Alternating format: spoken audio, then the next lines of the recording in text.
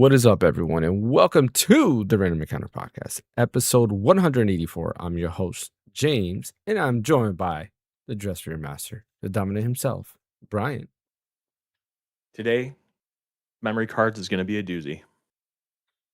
And, of course, we have the great ace attorney, Ash Destroying.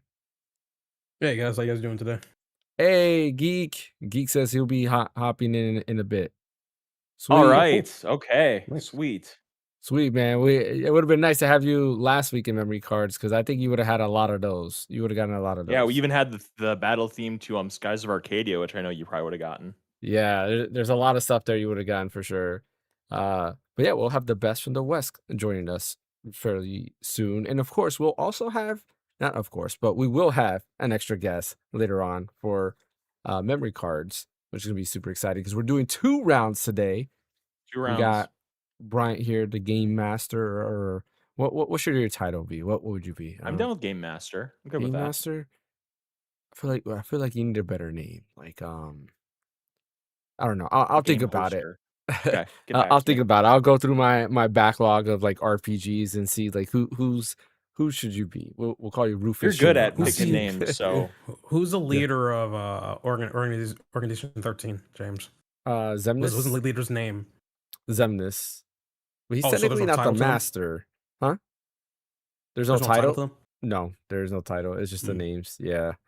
And technically, you know, they were not the people in charge. I don't want to spoil it because Brian's going through all of Kingdom Hearts, so I don't want to spoil the stories there. Anyways, not a lot to talk about this week. So there's actually quite a few, not even, there's one fun topic I kind of want to talk over before we go into Video Game Jeopardy.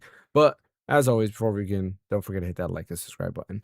Follow over on Twitch. And I just want to really get the elephant out of the room. Microsoft. You beat Eternal Darkness. I didn't. I did beat that too. That is that, but that's gonna be more for what we've been playing.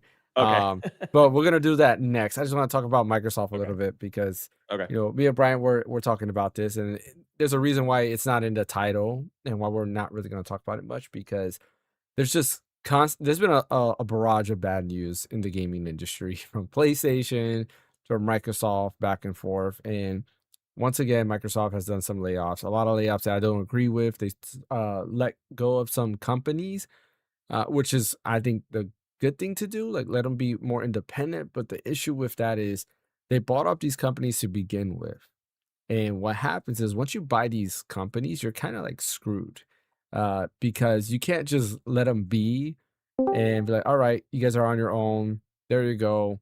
Have a good day, make your new game. No, because all the funding was coming from Microsoft. Microsoft is not going to go ahead and be like, here, we're going to put you on your own. Here's, I don't know, like $20 million or whatever. Finish your next game or whatever. They're not going to do that. So it kind of sucks that a lot of these studios, they've closed, they downsized. id Software, you know, some a company has been around for a very long time, just the original Doom, got hit by layoffs. Some games being canceled. I saw that Microsoft was funding Project Fantasy from the developers of Hitman. I can't remember their name right now. IO Interactive? Yes, IO Interactive. And originally that game was going to be canceled, but they did get the rights back to Project Fantasy. So they're going to continue working on that game independently, which is nice. But like, who knows what other projects are there that are not being funded anymore. So it kind of sucks. I mean, you know, I don't know, if you're working for Microsoft or you used to work for Microsoft or one of these teams and you're going through this, you know, I feel bad. Like there's nothing I can do. I don't have money to hire you, and I'm not a dev, but I do hope you find work because it's kind of messed up. This is the issue of why I say companies shouldn't buy other companies because things like this can happen. 9 times out of 10, when a company buys another company, layoffs start happening because they do want to downsize, cut the fat, and sometimes that fat is actually very well needed. So yeah, we're going to go ahead and move on from that topic. And we got here the best from the West, The Geek Show. Not sure if he has his mic on. What's good? What's good? Oh, there we go. Everything up. Oh, I said I have a quick word on id, by the way, if that's okay. Oh, yeah, go ahead. Go ahead, Brian. Yeah, just a really quick word. Doom: The Dark Ages is probably one of the most fun I've had with first-person shooter since Titanfall 2, so it's been about 10 years. Not that there haven't been really good first-person shooters since then, but the phonetic gameplay and the shield and the boosting and the different weapons and the different powers you get and the guns and just how fast it is and the platforming, it's just so solid. It's the most fun I've had with a Doom game, more than Doom 2016 and Doom Eternal. Yeah. I think it has a really nice balance of difficulty because it is challenging, but I felt like Eternal was just, it was so much to manage between like a flamethrower and like your grenade launcher. Like there's just so much in like your chainsaw. Like there's just a lot going on there, and it was just like too much to break my mind. Doom: The Dark Ages is really exceptional, and if you are into first person shooters at all, like you have to play it. It's so freaking good, and Mm. it's just really a shame because it didn't deserve to get cut. Like if anything, they should have been able to go in their own way and just start making games like were doing it. Because I'm pretty sure Microsoft didn't own them in 2016 when they released Doom 2016 as No, multi-plat. they Like didn't. I don't. I don't think Yeah, they owned them when that Doom Eternal came out either, if I remember correctly. yeah, I don't think so. I think Eternal came out and then they went to Microsoft after Yeah. that.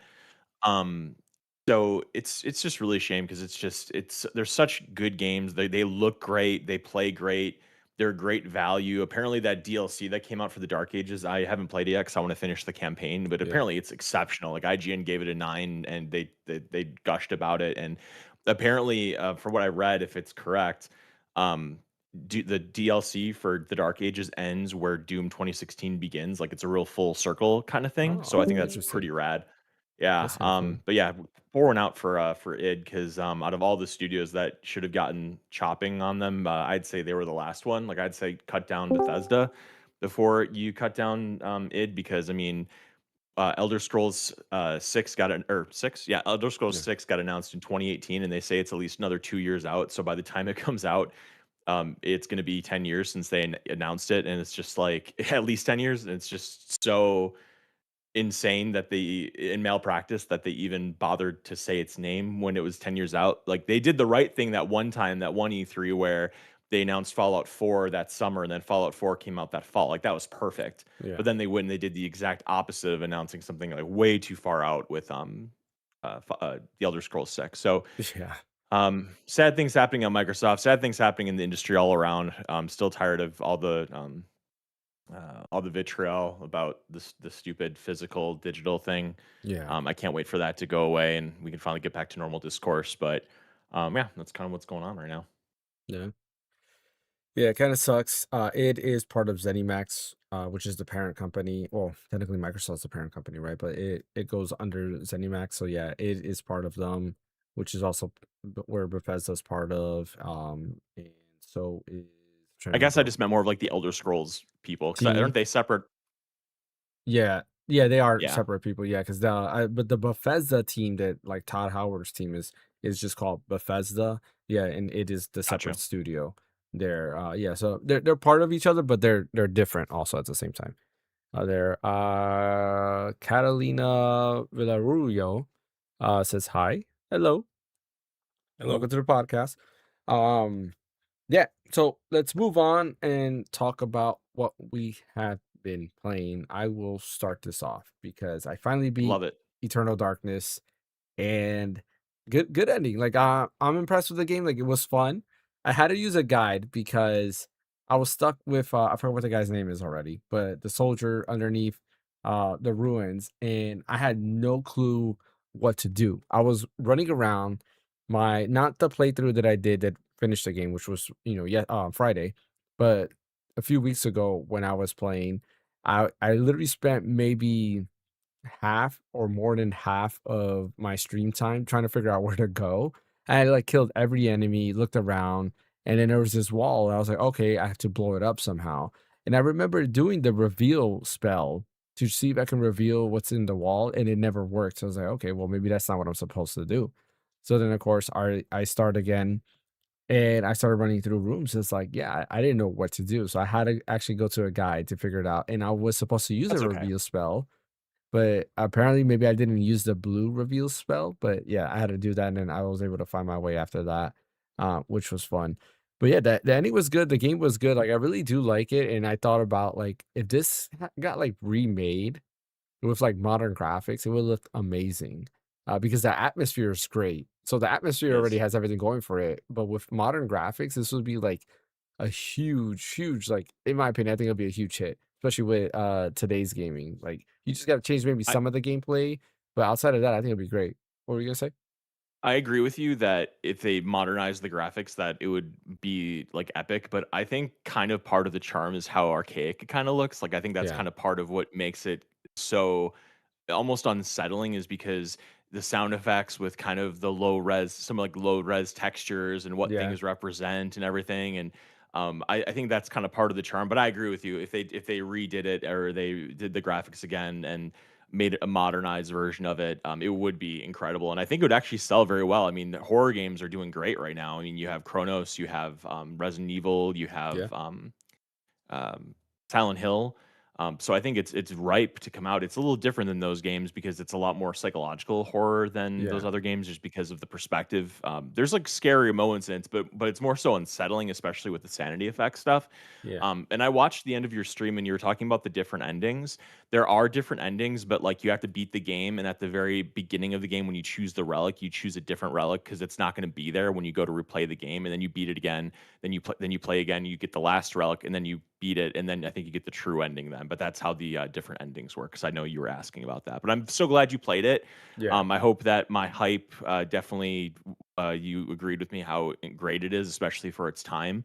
yeah. And I'm glad I have a comrade in arms who agrees with me about that game. Yeah, I think like that the ending was great because like well, hey, I thought it was kind of weird because as I'm going through the game, I was like, wait a minute, isn't like the monster thing that I like teamed up with, aren't they also bad? And of course, at the Yeah. end, that's actually what it says. Like, yeah, we summon a monster to beat a monster, but now you need to go ahead and trap this monster. I was like, that Mhm. makes sense, right? Because I'm like, okay, like, why am I summoning this guy? Because this guy is just as bad. And I assume the different endings is you team up with the other monster thing. Do they have a name? I don't even remember if they have like an actual name. Like They have what they're names, I think, but I do not remember. I know I they have just like know the actual names, but like the name of like what they are, like the beings they are. I don't think they have names of oh, aren't they what ancients or something? I don't know. I don't think I just know so. the main one is called Mantarok. That's the only one I remember. Yeah, Mantarok. Yeah. Like Rog Gormor, I think is spelled. Yeah. But anyways, was pretty dope. Catalina asked if they speak Spanish. They do not. I'm the only one that speaks Spanish on here. Poppy's Playtime, fun fact about Poppy's Playtime. I never played it, but my kids played a version of it on Roblox, and I actually got hooked because there's puzzles in it, and anything that adds puzzles, I like. And there were some cool puzzles in the Roblox game, which I think mirrors tries to make it a 1-to-1 to the actual game. It was kind of cool. I was playing it for my kids, and I was like, okay, and I got hooked, and I was playing it, trying to figure out some stuff. So that was pretty dope there. Um, but yeah, so beat Eternal Darkness on stream. It's a full playthrough. It's a playlist on there. So if you want to go ahead and check out the whole playthrough, then feel free. It is a playlist there, and it goes from 1 to I think number 12 or whatever episode I did for the playlist.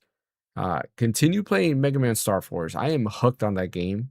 No matter how much I try to kind of like get away from it, I just go back and gravitate back to it. It is just so fun. Like I don't know. It's just Mega Man Star Force, right? It's just classic Mega Man. It's very like direct. It's just story beat after story beat after story beat. You beat a boss, you're moving on to the next boss right away, and there's no filler. There's no filler stuff of like, oh, my dog is lost. Go find my dog for me, and do all this other dumb stuff until we go to the next boss. No, it's you beat the story segment.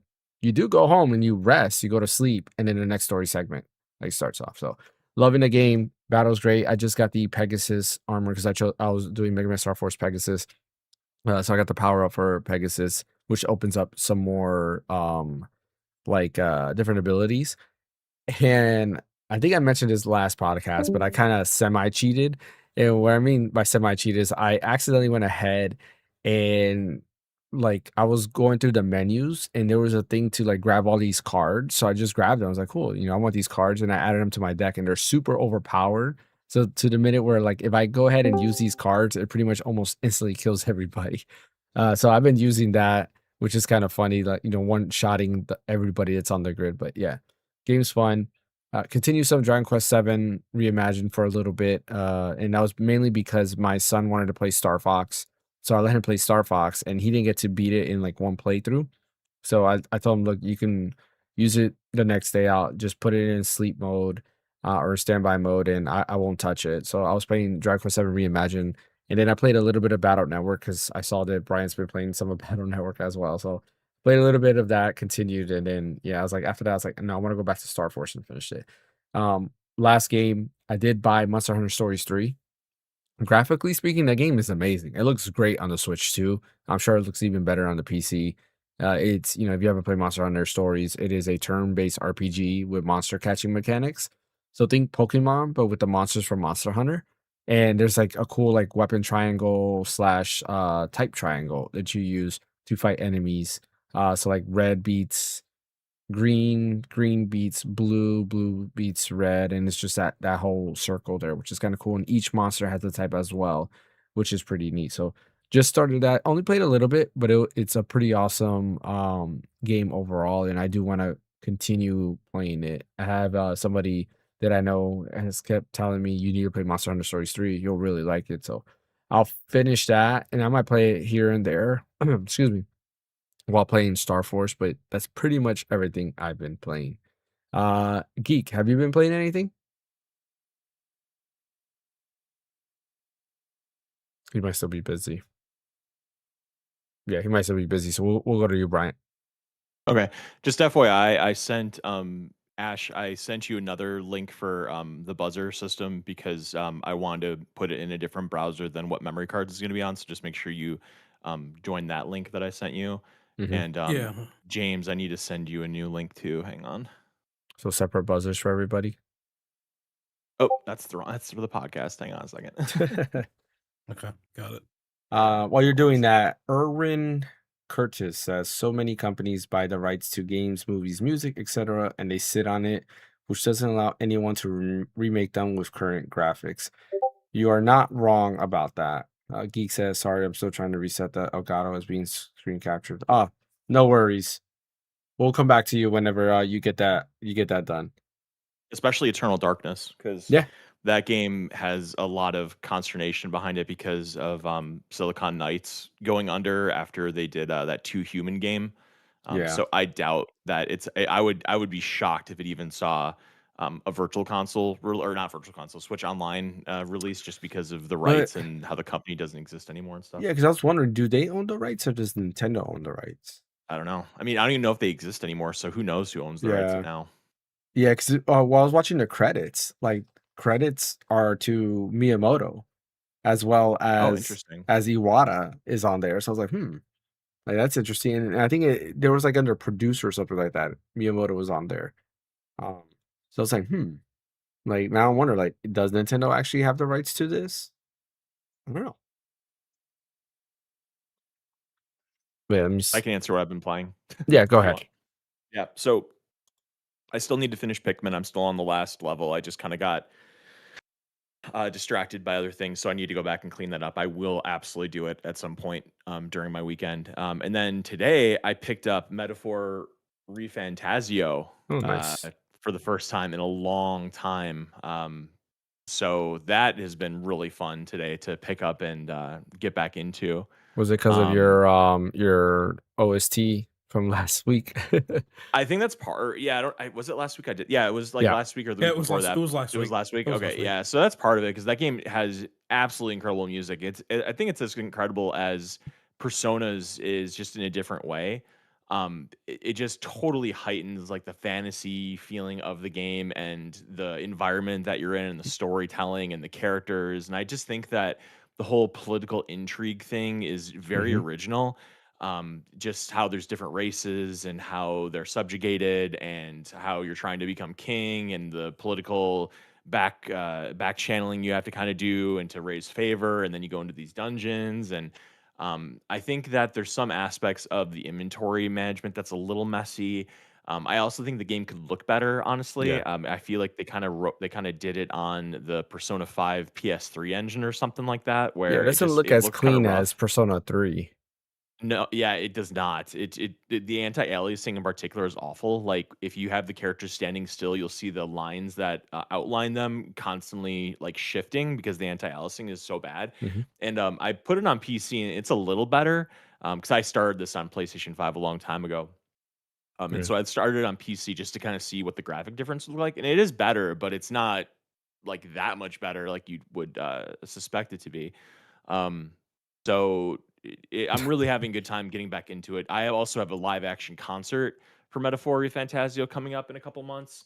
Nice. Um, so that I figured I have to kind of finish it so I can appreciate all the lovely music that I'm in here live. And I saw the preview of what the battle theme is like, and they have this dude singing that like that chanting stuff, and it's really badass. So I can't wait for that. So I've been playing that a lot today. I'm trying to think what else I've been playing this week. Oh yeah, then like you said, I've been playing Mega Man Battle Network. Just and honestly, I started playing Battle Network because you started playing Star Force, and I'm like, I need to go back to playing Battle Network, and I need to get back into that because me and Mega Man. Yeah. Um, so I started playing it, and I do think it's kind of charming. It has some tropes of being kind of like a very basic, kind of an older, not older as in like Final Fantasy 4 old RPG, but it's not to the same level as like a it's very rudimentary in a lot of ways, kind of just Yeah. how you have to figure out where to go next and stuff, and you kind of have to wander around a little bit. But I kind of appreciate how it's in the it's in like the realm of being a kid, and how you're a kid, your house gets on fire because the Yeah. viruses got into your stove or something, and you have to jack Mega Man into the internet to kill the virus. Like very very cool, interesting stuff, and it kind of gives you this very real sense of accomplishment. Um, the battling is Very pretty good, although looking Mhm. it looks into the future. Like when you think of It that does. world at the time, like to me I thought it was cool, but then like smart home technology came in. It's like, yeah, literally like your oven that's smart could technically get a virus, right? Right, or malware or something like that, which is kind of cool. Like they really thought ahead of the future, and we're kind of living in that world. But yeah, go ahead. right. And then I said one more thing. Oh, and then the only real critique I have about it is the levels are kind of big. Like They the are. web Yeah. is big, and it's isometric, and there's like different floors you can go up and down, and there's all these random battles, like a lot of random battles that happen while you're traveling, and Hmm. it's so easy to get turned around and not know what way you're going, and then you get into a battle and you just get even more lost. So Yeah. that's really the only thing bad I can say about it, is that I think it might get better in later iterations, because I think that was a common complaint in the first game. But it is kind of annoying. But you get over it. Yeah. I'm finding my way through. But yeah, those are pretty much the two things that I've been playing. Hey, Yeah. geek. Star Force is funny because like when you go into the wave mode, right? When you're Mega Man, the roads are a lot shorter. Definitely something that's different from Mega Man Battle Network. So it's a little bit easier to navigate, in my opinion, and know where you're going. I do think you can kind of get lost. Like you might go one place and be like, "Was I here already?" And then you go around and you're like, "Oh, I was." But it's not to the extent as Battle Network for sure. See, Tommy the Zombie says Nintendo owns Eternal Darkness. Okay. And then Erwin Curtis says thoughts on Sony's major shift to non-tangible products. We talked about it last podcast, so I definitely would recommend you watch our episode last podcast. But pretty much a lot of us are unhappy with what they're going to right now. And there's a bunch of reasons why we're unhappy. Not so much that yes, we understand like physical media, like I think we all kind of love physical media, maybe except Brian. Yeah, But we we kind of all love physical media, and Brian, by the way, is also upset about that because he thinks physical media should also exist as well. should. But there's some other things that we're kind of upset about that. So yeah, definitely take a look at last podcast to kind of hear our thoughts. Ash, what have you been playing, and what are Just you me, playing? me, Mina, yeah, just Mina the Hollower. That's Oh, it. nice. I just had a random urge to pick it back up again and get the first tower done, which is at like the top right. Yeah. Now I'm trying to figure my way, try to get to the station, because when I read the news after I got the first tower done, it was saying, "Hey, the station's open." So I guess that was a hint for me to use that station to go to the other areas and Oh, stuff. So see, I don't I'm remember trying to look that, for so I that might right have now. to. I'm at the station. I went to the underside of the station, so I went to the secret area, not the actual station. So I'm like, Mhm. bro, how do we get lost, but in the most weirdest way possible? The station should be obvious. See But yeah, that that's yeah. that's where I was stuck. Like I went everywhere. I actually went all the way back to the beginning of the game. like where you first start, not knowing that I went back that far. I was like, great, and I had to go all the way back to the main town, and that's kind of where I dropped it because I had no clue where I needed to go. So I was just like, you know what, let me just let that be, and I'm not just gonna mess with that anymore. What's cool is that when you do like the side quests for each of the areas and stuff, that also gets captured as like an epilogue within the news and everything. So the good example is when you're done with the first tower at the northwest. Forgot the name of it, Yeah. but there's basically a prince that's looking for his duchess, which the duchess is who you fight before you get to the actual spark tower, whatever it's called. And what you do is that once you defeat her, you grab the prince and you bring him to the Duchess' coffin, and you you seal him essentially. Yeah. But once you get everything done, you go back, you read the news, and his article is left there. Which is the funny part. It basically shows him getting unsealed again by some random mummy saying, "Hey, it's my turn to be in there," or something like that. A little funny, fun thing to read and stuff. But it was a fun little epilogue you get to see. But it's cool that you get to see like a little bit of the aftermath, what happens after you help out, the NPCs with their quests and everything. So it's cool. I like it. Nice. And I saw you also played a little bit of Final Fantasy VII Remake on Switch. Yeah. I'm actually been enjoying that version a lot. I wasn't really expecting to enjoy it that much. I think it's mainly because how really smooth 30 FPS is on that system. And I mean, it brings me back to when I was playing the original FF7 remake on the PS4, because that was also at a smooth 30 FPS. Yeah. So the fact that I'm able to play Integrate on the Switch 2, it's like 30 FPS. It maintained the good textures that it has compared to the PS5. It just looks exceptionally good. I might give that a whole playthrough on it before I even get the playthrough done on PC, to be perfectly honest with you. So, but yeah. Nice. Yep. All right, Geek, are you ready, or you still need some more time? Oh, we can't hear you. No. Yeah, you're muted. Where the hell is the damn station? I need to look at them out. I'll tell you when we can hear you, but yeah, we still can't hear you. In the meantime, while Geek's still setting that up, I did want to mention, and I don't think we mentioned this last podcast. You hear me now? Yeah, we do hear you. Yes. All right. Cool. Go ahead and let us know what have you been playing recently. I still haven't played Star Fox, even though I bought it. And I know it's just 64, but I watched one of my homegirls play it, and she had a ball on it, and I seen that's what it gave that old N64 feeling. Brought me back. Was it 97 during summer, and we used to all just sit there and play it, and swap controllers. It was like 6 or 7 of us in like this little cul-de-sac. So I haven't really been playing that, but I've been in the retro still. Final Fantasy 8, Final Fantasy 12 modded. And I think I've mentioned this before, but if you weren't the biggest Final Fantasy 12 person like I wasn't, with the mod, you can take Vaughn out. And since I edit that too, I have made a whole story that Vaughn is not the main character, and Ash is the main character, as she should be. And the game is so much better that way. You can take the cinematic bars out. You can have a 4-person party. Final Fantasy 9 did that with the voice acting as well. Legends of Dragoon, which I never beat, it got stolen. So I start playing that, and you know what? I'm gonna be very honest with y'all.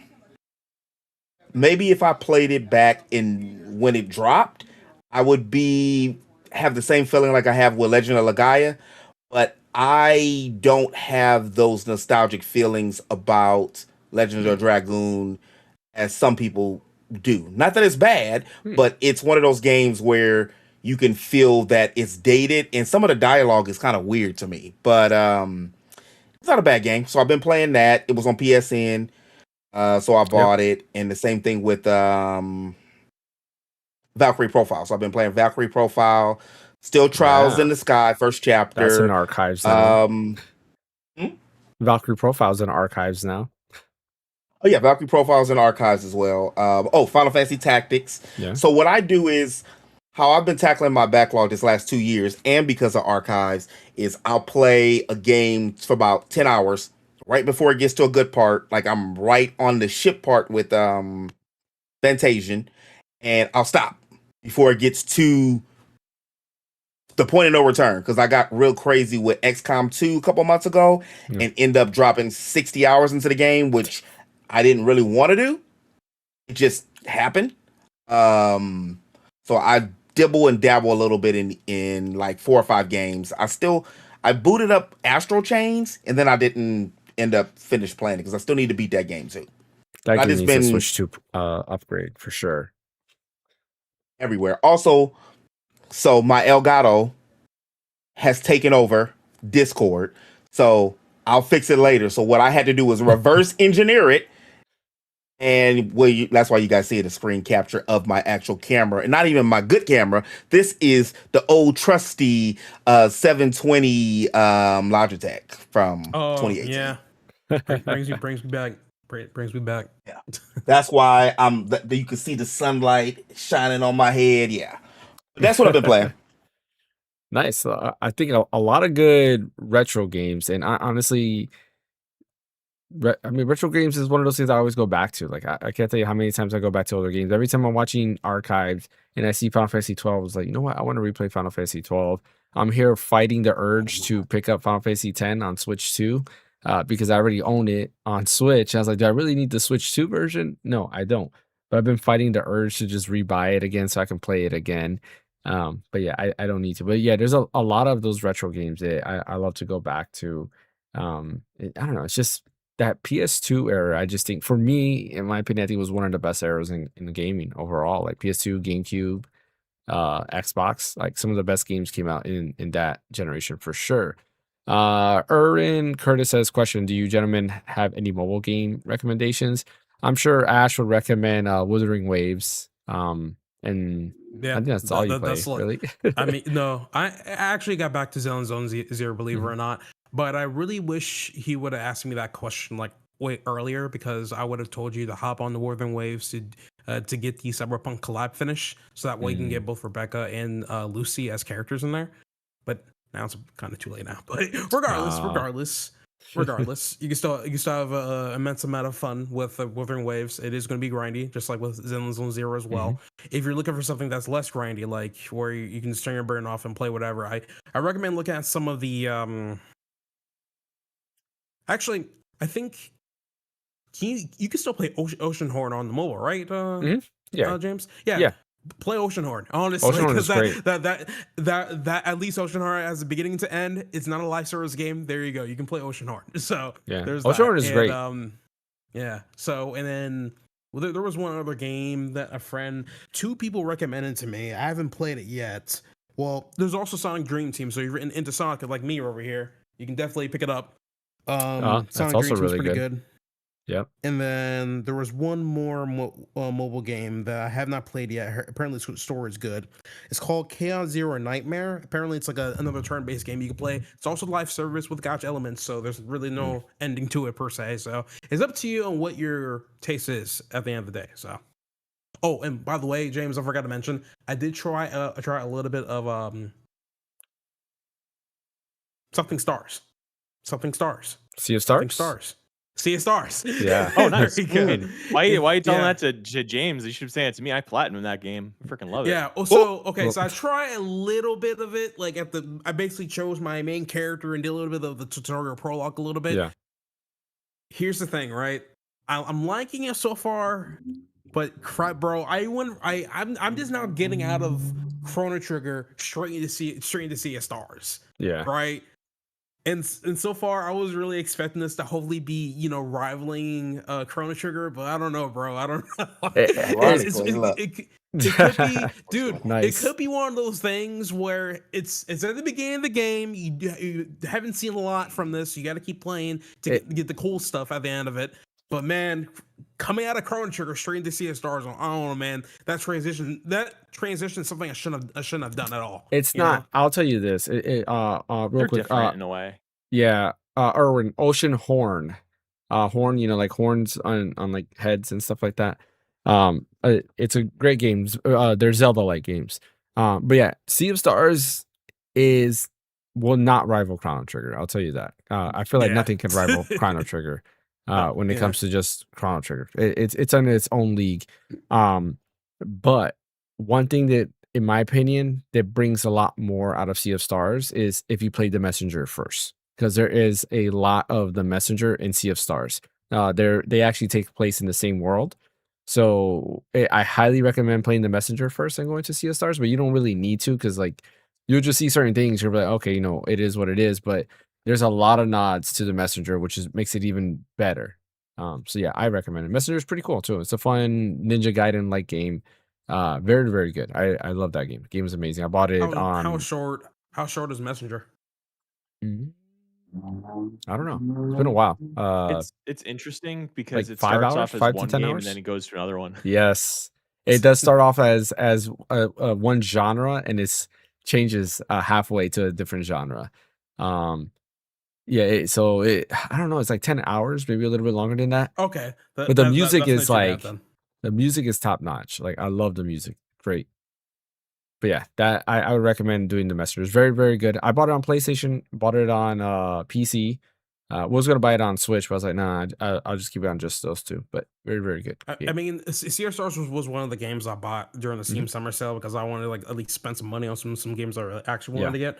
I think in total I only spent like $70 on like 4 games I truly wanted from the Summer Sale, and that was it, which is surprisingly low. Yeah, compared to other people, but I think at that point I already own like half of the games that they have on sale for anyway. So yeah, but yeah, I was gonna pick up some games, and then I was busy with work, and then it ended because I was gonna do some last minute shopping. I was like, yeah, oh well, I take it as a sign. Hey, at least I got the Stella Blade, so I'm good now. Yeah. All right, so I do go have ahead. a question for you, Ash. Yeah. Let me ask this question real quick. Mhm. Do you know who Sally Acorn is? Yeah, she's Sonic's from girlfriend. well, that from Sonic Underground, right? Underground. Yeah. Nope. Or From from the other From Sonic the Hedgehog. Sat AM and the Archie comics that lasted for like 30 years. Oh, She's arguably like the best character in Sonic, maybe Underground. Sonic. I thought Sally Acorn started in Underground. She started in 1993, 7 AM. That was the Jaleel White Sonic. Yeah. But Underground, asked that I think, because also has Jaleel White, doesn't it? But that's Underground is the one with the other 2 Sonic people, brother and sister. Yeah. Yeah. The Rockers. I just had to ask because so many. She's just lost into time. Oh, I know. It's lost. But that's it. I have some. I have a comic. Funny enough, I have not read the Archie comics, which I'm planning on doing later on because I heard some really, really good things about it. I'm surprised that Sega never bothered to actually adapt some of that stuff into like video games and stuff. I'm surprised they haven't touched it. You know, it was a lawsuit thing with that. That's why. Yeah, it was a licensing thing. I always thought that Sonic AM was called Sonic Underground, so that's I knew it. I knew what you were talking about. I just didn't know that it was just called like Sonic. I mean, I know like at the time it was probably called just Sonic the Hedgehog, but I didn't know that colloquially now it's called Sonic Saturday AM. But I remember that show very vividly because it had like more of a darker version of Sonic rather than that one that had him like eating chili dogs versus Grounder. Couldn't stand that one. The Avengers. Yeah. Yeah, exactly. Yeah, that Adventures was Looney Tunes. Yeah, exactly. That was the one that I watched. Jaleel White, as in Family Matters. Yeah, he was the original voice for Sonic the Hedgehog in in 3 Sonic cartoons. Yeah. All right, let's go ahead into this quick topic here. List of games not on modern platforms. I'm not gonna list every game, of course, but like I was thinking. And we're talking about retro gaming and stuff like that. And as somebody who's been gaming for quite some time, there's a lot of games that I was thinking of, and it's kind of like piggybacks off of our topic of last week of physical media. That there's a bunch of games that are still not available on modern platforms. We talk about that a lot, but I kind of want to list some highlights. The noticeable ones that we will always mention are usually like Xenogears, Xenosaga. 2 huge games in the Xeno franchise that and I say franchise because I think they're all connected. But those are still not available on modern platforms. They stuck on PS1 and PS2. Actually, I think, correct me if I'm wrong, guys. Xenogears you were able to get on PS3 through the Yes. okay. Yes. Yeah. So you were able to And get it Vita for on that there. matter. Yes. Yes. But you could not get it on like you can't get it on PS5, right? So when I mean No. modern Or platforms, PS4. Nope. it's not available on Xbox Series X, whether it's through backwards compatibility or not, PS5, whether it's through backwards compatibility or not, PC, or Nintendo Switch 2, whether it's through backwards compatibility or not. Which is why I'm not mentioning Chrono Trigger, because Chrono Trigger is available on mobile PC. and on PC. And if they're available on mobile, I'm also not going to mention them as well. But those are two major ones that I thought about. Some other major ones to hit, we've talked about it plenty of times, is Metroid Prime 2 and 3. Both of those, which we have Metroid Prime 4 available and Metroid Prime 1 available. There is no Metroid Prime 2 and 3 available on modern Ridiculous. platforms, which is kind of the dumbest thing ever. This one I had to bring it here because of Ash. If I didn't mention this, Ash would probably like jump at me, and that is Mario Kart Double Dash. It is a Mario Kart game that's very unique and is not available on modern platforms. We do have Mario Kart 64, Mario Kart Super Circuit, which is Game Boy Advance, Mario Kart Super Mario Kart for Super Nintendo, but we don't have Double Dash, which is on It'll come GameCube. eventually. Yeah, I hope so. At least you would think so. Another one that's kind of in that same vein, Smash Bros. Right? We don't have any of the previous Smash Bros. Available. So Smash 64, Smash Melee. Of course, we won't have Brawl or Smash 4 available, but like those are, I think, Melee and 64 are the two that should be available because we have GameCube and 64. But 64 here's at the least. Yeah, at the least, exactly. But here are a few that I think are bigger news. Brave Fencer Musashi, which I think is an amazing Square Enix game that I feel like should come, whether it's through PlayStation, right, through backwards compatibility, or putting it on PC or just all platforms. It's a game that I feel like everybody should play. I enjoyed Brave Fencer Musashi, and the second one too. Like I really liked the second one. It wasn't as good as the first one, but it was still very, very good. Like I enjoyed it. The music was great. Music composer is the same composer for Final Fantasy 13. So a lot of great music there. The cell shaded graphics, like you mentioned, I thought it was kind of awesome. When I first saw it, I was like, wow, this looks like an actual anime. In hindsight, it really didn't, but at the time, that's what it reminded you of.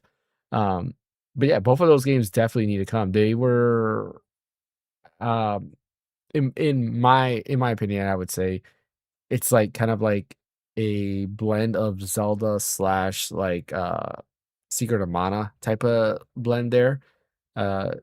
It's an action RPG, but it's like over the head. So it was pretty cool. I really like it, really enjoyed it. Those are games that need to come. Dragon Quest 9, it's on the DS. We have 1, 2, 3 been remade, also available on Switch. 4, 5, 6 is available on mobile, right? It would be nice for those to be on consoles and PC, but they're available on mobile. 7, we just got reimagined, so that's available on modern platforms. 8 is available on mobile. It would be better if it was available on modern platforms, but you could still play 8 in some way, shape, or form. But 9 is nowhere to be found. And 9 is also a very, very good Dragon Quest game. So that is one that I feel like definitely should come to modern platforms. And then the one that I know the Geek Show, he said he had to come through because he saw the thumbnail. White Knight Chronicles 2. There's a reason why I said 2. Because 1 is available on PS5, but there's an issue with 1, right? And it's through streaming. But that's not the issue, right? That's part of the issue, but not the issue. The issue with 1 is just White Knight Chronicles 1. White Knight Chronicles 2 is White Knight Chronicles 1 and 2 put together. They actually overhauled the combat system in White Knight Chronicles 2. They sped up the combat as well because 1 was notoriously very slow. They sped up the combat there, and they kind of fixed a lot of different bugs and issues that was going on, and they added a couple of different things. And then, of course, it goes into White Knight Chronicles 2. If you haven't played White Knight Chronicles, you should. It's a really, really good RPG. Really love it. It's from level 5. I highly recommend it. Has some Power Ranger-ish things going for it, but it's an amazing game. Do you agree with me, Geek Show? I see you nodding your head. Like, I used to be the supervisor at Toys R Us, and it was at the bottom of the bin, like less than $10. And I took it home, played it, and I enjoyed it so much and realized it had the multiplayer. I had the girl at the time I was dating. She went and picked it up. The homeboy picked it up. We all would play it and make our little creative characters. It was all fun and games until he decided to like go away from the group and level up like 50 levels ahead of us, and I kind of didn't want to play anymore. But it's a great game. It's a great game. And the multiplayer is great. Good thing you mentioned multiplayer. It was great. It's kind of like Grand Blue Fantasy Relink, where you team up, you go and you do a level, you go through the level, and then there's a boss. There's actually a PSP version that never came out in the US. Came out in Europe, came out in Japan. And of course I had a hack PSP, so I played it that way. And I played it with my brother-in-law, and it's an amazing game. All it is it's really focused on multiplayer. But you kind of go through, you do these set missions. Think of like Crisis Core, how you go through missions, you kind of get teleported to where those mission area are, and then you go through. So you kind of do those things, but it's all multiplayer, and it was fun. Like, you can do it by yourself as well, but it's more fun with other people. You go through the missions, and it's an action RPG. Really, really good game. But yeah, White Knight Chronicles 2, I feel like definitely needs to come back in some way, shape, or form. I hope Sony somehow figures out, because there's been rumors for quite some time that they're working on PS3 emulation on PS5. I hope they figure out a way to bring that there. If not, I hope Level 5, because I think Sony owns the right to White Knight Chronicles 2. But I hope, if not, Level 5 somehow brings it to modern platforms. Because we have Rogue Galaxy, which is another amazing RPG. I love Rogue Galaxy. The only reason I picked up Rogue Galaxy, fun fact, was I had beat Final Fantasy 12. I put over 100 hours in it, and all forums kept saying Rogue Galaxy is better than Final Fantasy 12. Rogue Galaxy is better than Final Fantasy 12. I was like, you know what? I need to see what this is about. Bought Rogue Galaxy, fell in love with it. Voice cast is amazing. The main character is voiced by the voice actor who does Terry McGinnis in Batman Beyond. I forgot what his name is. Him? That's cool. Okay. Yeah, so he's the main character. You have Steve Blum in it, so like anything with Steve Blum, it's going to be great voice cast. Like Spiegel. Yep. And there's it has an amazing voice cast. So like I highly recommend playing it. It's like a fusion of Star Wars. There is a lot of like Star Wars stuff in it, but it's still its own thing. Really, really cool stuff there. But yeah, any real quick before we go into I assume it's time that he's getting ready to jump on for memory cards, right, Bryant? Yeah, I got everything set up. I'm gonna tell him you can jump in whenever. Okay. So yeah, then real quick before we move on to that, name one game that you wish was on modern platforms that is not available. So if it's available on mobile, that does not count, right? It has to be one game that's not available anywhere except for previous generations. Whoever wants to speak, you go first. Shin Megami Tensei 1 and 2. Okay. Good choice. I like what platform what platform were they on? I was like, so they're on many platforms. So 1 and 2 were both on NES. No, not NES. So scratch that.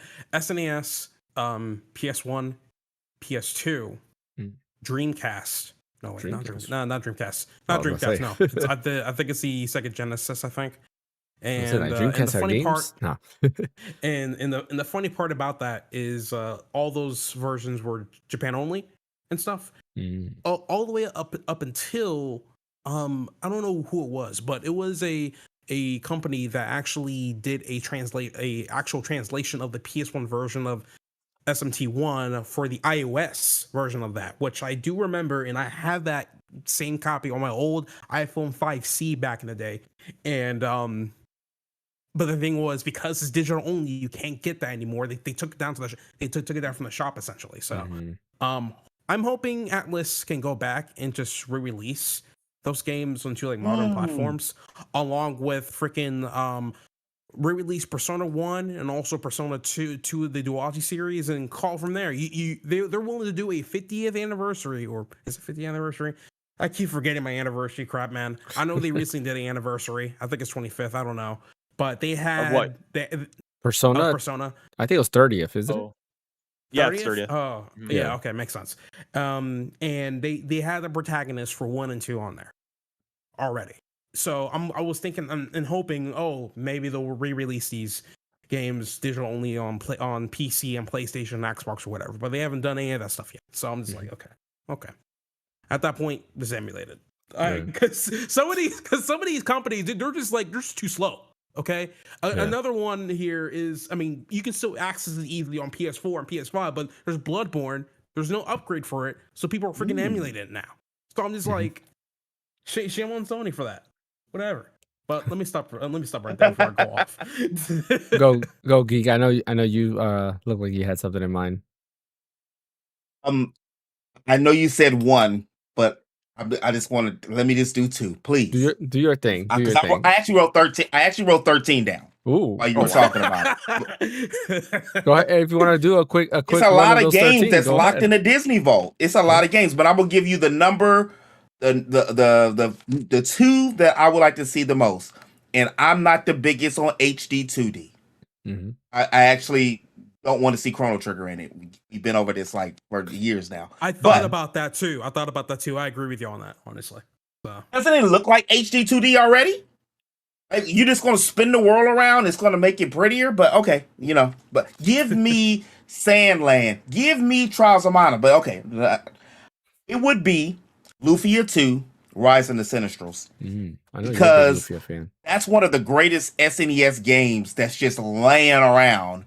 And Lufia 1 was really good.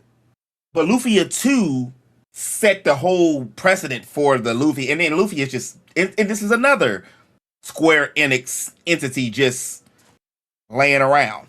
That I would actually like to see in HD 2D. If you just, make the proportions a little bit bigger. Somebody did it on Twitter /X. I want to say last year.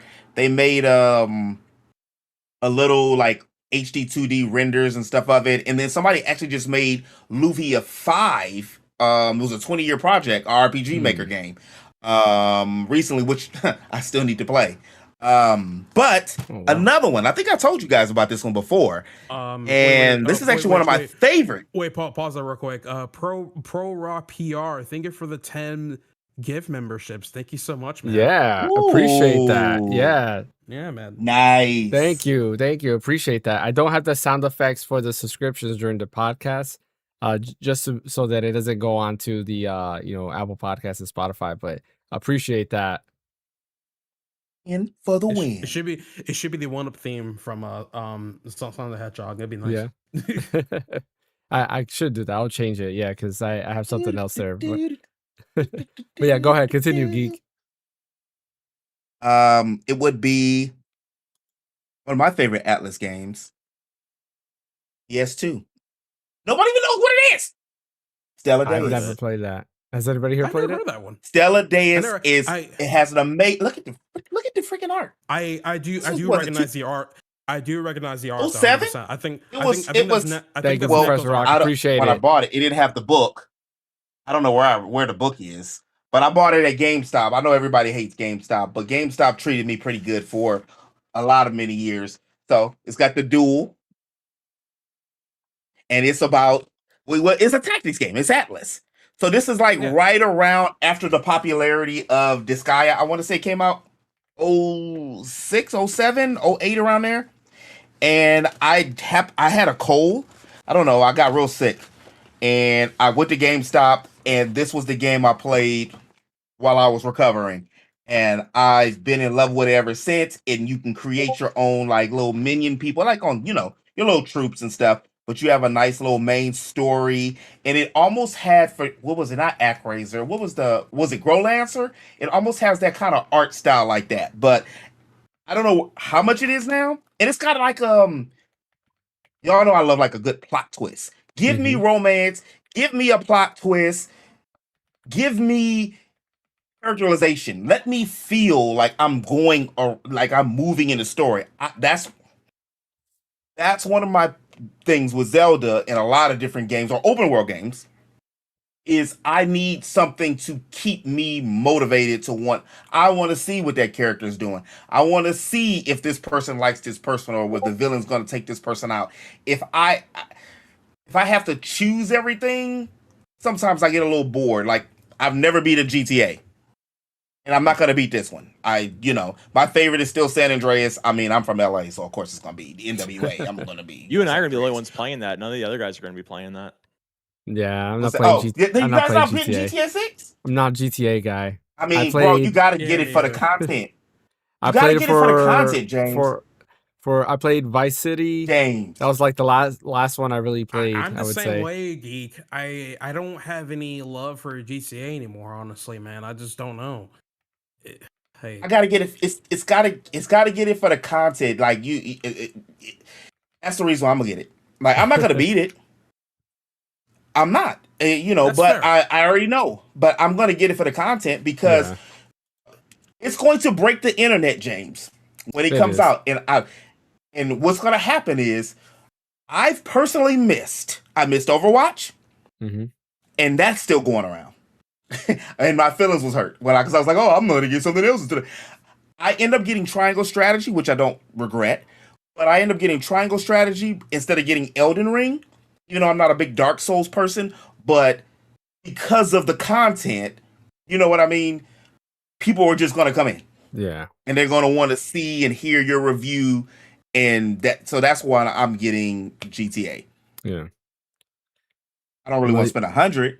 I'll be telling everybody that if they want to hear more about GTA to go to your channel instead. I'll be here too. So you get those subs. Yeah, that's true. You are. You can hear the podcast as well.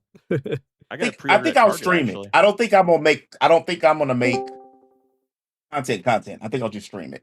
Yeah, I gotcha. That works too. And then so those were your top two that you said. I mean, if you want me to rattle off the rest of the list real quick. If you want to do a quick listing, go ahead and read the rest of them. Just rapid fire. Golden Sun, Legend of Legaia, Mother 3, Lufia 1. Well, you already put White Knight. Parasite Eve, which is still in license in limbo. Radiata Stories, Dark Cloud, Skies of Arcadia. I want to play with Pistol. Vagrant Story, and Star Ocean 3. Star Ocean 3. So Star Ocean 3 is available on PS5 through PSN. Yeah. So is Dark Cloud. Yep. So is Dark Cloud as well. Yep. Dark Cloud 1 and 2. Oh, wow. Yep. And then Golden Sun is available through Nintendo Switch Online as well. Well, let me cross these off the list. What's good, Adam? My friend Adam. He's joining us for memory cards today. What's up, Adam? Right now, Adam, we're going through games that are not available that we really wish were available on modern hardware. So Geek, the gentleman here, just listed off a bunch of games that he didn't, or some of which are not available. He has 13, I think he said. A couple of those actually are available. All of the Ogre battles not available on modern hardware. Yeah, there you go. Ogre Battle, Tactics Ogre had a re-release not too long ago, but the OG Ogre Battle or Ogre Battle 64 still left in limbo. Anything sweet that was on the Saturn, like Dragon Force, stuff like that. Oh, Dragon Force.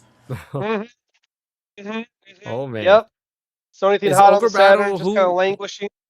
Who did who published Ogre Battle? Wasn't that Atlas? Ogre Battle was Atlas back in the days, like Quest, but also Atlas, yeah. Well, Adam came in on fire. That's what he does. That's what he does, sir. He did. He just so casual. He came in just dropping. It's like Ogre Battle drops the mic. You know what's crazy is I was playing Ogre Battle 64 on my Steam Deck, and then my memory card got corrupted, and I lost progress, and I got to restart that from scratch. Man, Ogre Battle's a good game. Oh yeah. Yeah, I mean, there's a laundry list of hot PS1 games though that you can't get. Yeah. They did just drop Wild Arms 4 though on the PS5. You can get that now. Yep. So that's a good one. That was kind of like a late PS2, but like Kartia or Kudelka for PS1, those are all like in limbo land. There's a ton of good stuff that's just, out of our fingertips. Secret of Evermore, Super Nintendo. Yep. I'd actually like to replay The Bouncer. I know that was kind of cheesy. We had a memory cards question. Zone of the Enders. The first one. Oh, you can do that. You could play Zone of the Enders. I know not at the least first Zone of the one. Enders too. That's not the first one. Well, actually, no, on Xbox, I think you can. First one's on Xbox. It's for backwards compatibility. Okay. Yeah. Because there was No, you can buy it. There was a HD re-release for PS4. For 2. Just for PS3. just for 2? Just 2. Yeah, PS3 PS3. had 1, and I think it had 2 as well, but then they only put 2 on PS4. They didn't do 1 on PS4, but you can play 1 on Xbox with backwards compatibility. Yeah. Okay. So there's that. Professor Rock says his Last story membership got canceled. I have no idea what happened. One. Yes, Ogre Battle 64. I'm just gonna leave Sonic Advance here for the chat. Sonic Advance, yeah. Oh, those are great games. There's a lot of GBA games that are just, Onimusha Tactics. Sonic Chronicles. I love tactical RPGs. That was a great one. Zone of the Enders, Fist of Mars. Oh yeah, that was another one. Yeah, that's Tactics one. Yeah, there's a lot of great Breath of Fire games. 3. Breath of Fire 3. Yeah, we didn't mention that. Breath of Fire 4 is available on Steam. Breath of Fire 4 just got a release on Steam. Yeah, I was like, that's finally. GOG. Yep. Yes, that's one of my favorite games. I still need to play. I still need to finish that. I'm only 4 hours in, James. Yeah. I was waiting for y'all, and then I don't know if you guys beat it or not. No. So like they're not there. I'll go back when they go back. No, I think Fan was restarting it. Something happened. I think he had to restart it. But now the Steam release is available. So like same thing. I was replaying through Breath of Fire 4 on my Steam Deck. My memory card got corrupted for whatever reason, and basically all progress I did through my Steam Deck is lost. So like last story, like you mentioned, that's gone. Path of Radiance, or I'm sorry, Radiant Dawn for for Wii, that's gone. Onimusha Tactics is gone. Yeah, a bunch of my progress through there is gone. So yeah, very upset at that. Brian, you want to quickly mention something before we move on to memory cards? Yeah. Just a bunch of. I'm gonna go quick. I have a bunch too, but just a bunch of Square Enix games that are just stranded. Einhander, the PS1 shooter, is fantastic, and it's just gone. Parasite Eve and Parasite Eve 2, as Geek already mentioned. I'd like to see Guys, as flawed as it was. I'd like to see that come forward. Brave Fencer Musashi, as you mentioned too. I had another really good one too, but like I feel like Geek kind of nailed all the ones that I was talking about. But Einhander is probably like near the top of my list. Did you say Illusion of Gaia? Did you say that already, Geek? No. No? Geek okay. might. That's a good one. That's a good one too. Yeah. Illusion. I've never played Illusion Gaia. I've just Earthbound. Earthbound. Well, it's available on Switch, Nintendo Switch Online, so that can be played there. Yep. Yeah. Arc the Lad trilogy. Okay. Arc the Lad. Ooh. 2, I think, is available on PS5. I think 1 and 2 is available on PS5, if I'm not mistaken. Maybe just 2. There's one of them that's available on PS5. I know. That's the PS2 Arc the Lad, like the weird you're one. Talking about 2 different. Okay. Yeah. It's not the PS1. Okay, gotcha. Lastly, Vagrant Story. I bet Geek already said that, but that absolutely needs to come out. They should just have like a Square Enix collection of just like straight up ports of those games. Oh, and Threads of Fate. I love Threads of Fate. That needs to come. Oh yeah, that's glad I mentioned that. It was a huge missed opportunity when they were doing the Ivalice Alliance, when they were like kind of pushing a bunch of those games out. No Vagrant Story. That they just didn't mess with that that whole series. They could have done anything and it would have been cool. That would have been the perfect time. I love the Ivalice world. I think it's my favorite world in Final Fantasy, honestly, and they can continue to expand. They brought back on tactics. it. Yeah, that's true. That's the start. We need some more. Final Fantasy 17 needs to be an Ivalice again. That'd be interesting. That'd be cool. 12 was. Yep, 12 was, and that was the last mainline Final Fantasy. Only mainline Final Fantasy. That's in 14 as well. You hang out. Yeah, 14. That's true. And that's true. Tactic Advance. In there. Tactics Advance. Well, Tactics Advance not really mainline. I meant my mainline there, but you're right. Tactics Advance, Tactics A2 aren't as well. Technically mainline either. Then yeah, but like they started like Ivalice with that, and then Vagrant Story, and then we got 12 that continued that, and then 14. You're right, added Ivalice there. I would like another game in Ivalice. I think it'd be pretty awesome. I love it. The judge whole mechanic and everything, not so much the judge of like, hey, these are the rules of fighting, but the judges themselves I thought are pretty cool. They're pretty cool enemies overall. Just a lot of good lore there to pull from too. Yep, true. I really wanted to see that Final Fantasy 12 Fortress, that lost game that was going to have the love triangle between Ash, Bosch and Larsa. That really intrigued me because I always felt that Bosch and Ash had something, and on this new playthrough, the way he looks at her and protects her. Yeah. Matter of fact, I actually made anytime somebody attacks her, that's when he goes crazy. So because if I remember correctly, there's a DS sequel. There is, yes, I love it. Revenant Wings, amazing. I still have it somewhere in my drawer. But I have it too. I remember, I believe Same. when the story was originally written, Bosch was supposed to be the main character. Balthier. Ash, Balthier's or supposed to be the main Balthier. I character. mean, was it Balthier? No, I thought it was Bosch. That's why he always calls himself the leading man. It was, yeah. That's the I joke. thought it was Bosch. It was but Bosch, they said Bosch was too old. and I like Ash. Yeah, because I thought it was Bosch. I almost thought it was that, and they said he was too old, which is why they created Vaughn, and they didn't do Ash because they said they want a female main character at the time, so they wanted a younger boy. And so that was trash. 13 was horrible. Yeah. No, you're horrible. Yeah. I am horrible. That doesn't change the fact that 13 was horrible. I wanted to see Versus. You do realize I'm the judge in the upcoming trivia game we're about to play, right? That's fine. Now he has to decide who does he hate more. No, 13 me or Adam here. Well, let me not say anything about Expedition 33 of Final Fantasy 16 now. I don't want to. I like 13 too. 13 2 was really good, but the rest of them Adam, I think you know what, your seat here is permanent now. He agrees with everything I've said. Like everything he's saying is what I said. I think you're permanent here. I didn't even play 13-2 or Lightning's Return because 13 burned me out. 13-2 was great. I would recommend that. Lightning's Return is. I heard. It's so. I think I bought it when Steam had a sale. I felt that game really just kind of did like, jumping around and sort of open world, right? I felt like the villain had a good reason to be doing what he was doing. I thought it was cool. I thought it was really disappointing that those characters didn't really show up more later. Yeah, exactly. I feel like going back to, having Lightning as a main character is not the issue. I think it's just the story, how the story continues with Lightning is the issue. It's like, it almost seems like, okay, what happened to 13-2? Was this just like a whole giant side quest? There's a lot of things that just didn't make sense for Lightning Returns. Yeah. All right. So what's happening next? What are we doing next? What are you judging here, Bryant? Yeah, memory card. It's my video game Jeopardy that I make every week, and this time we're doing a deluxe, like real version of it because I wrote 2 rounds of it.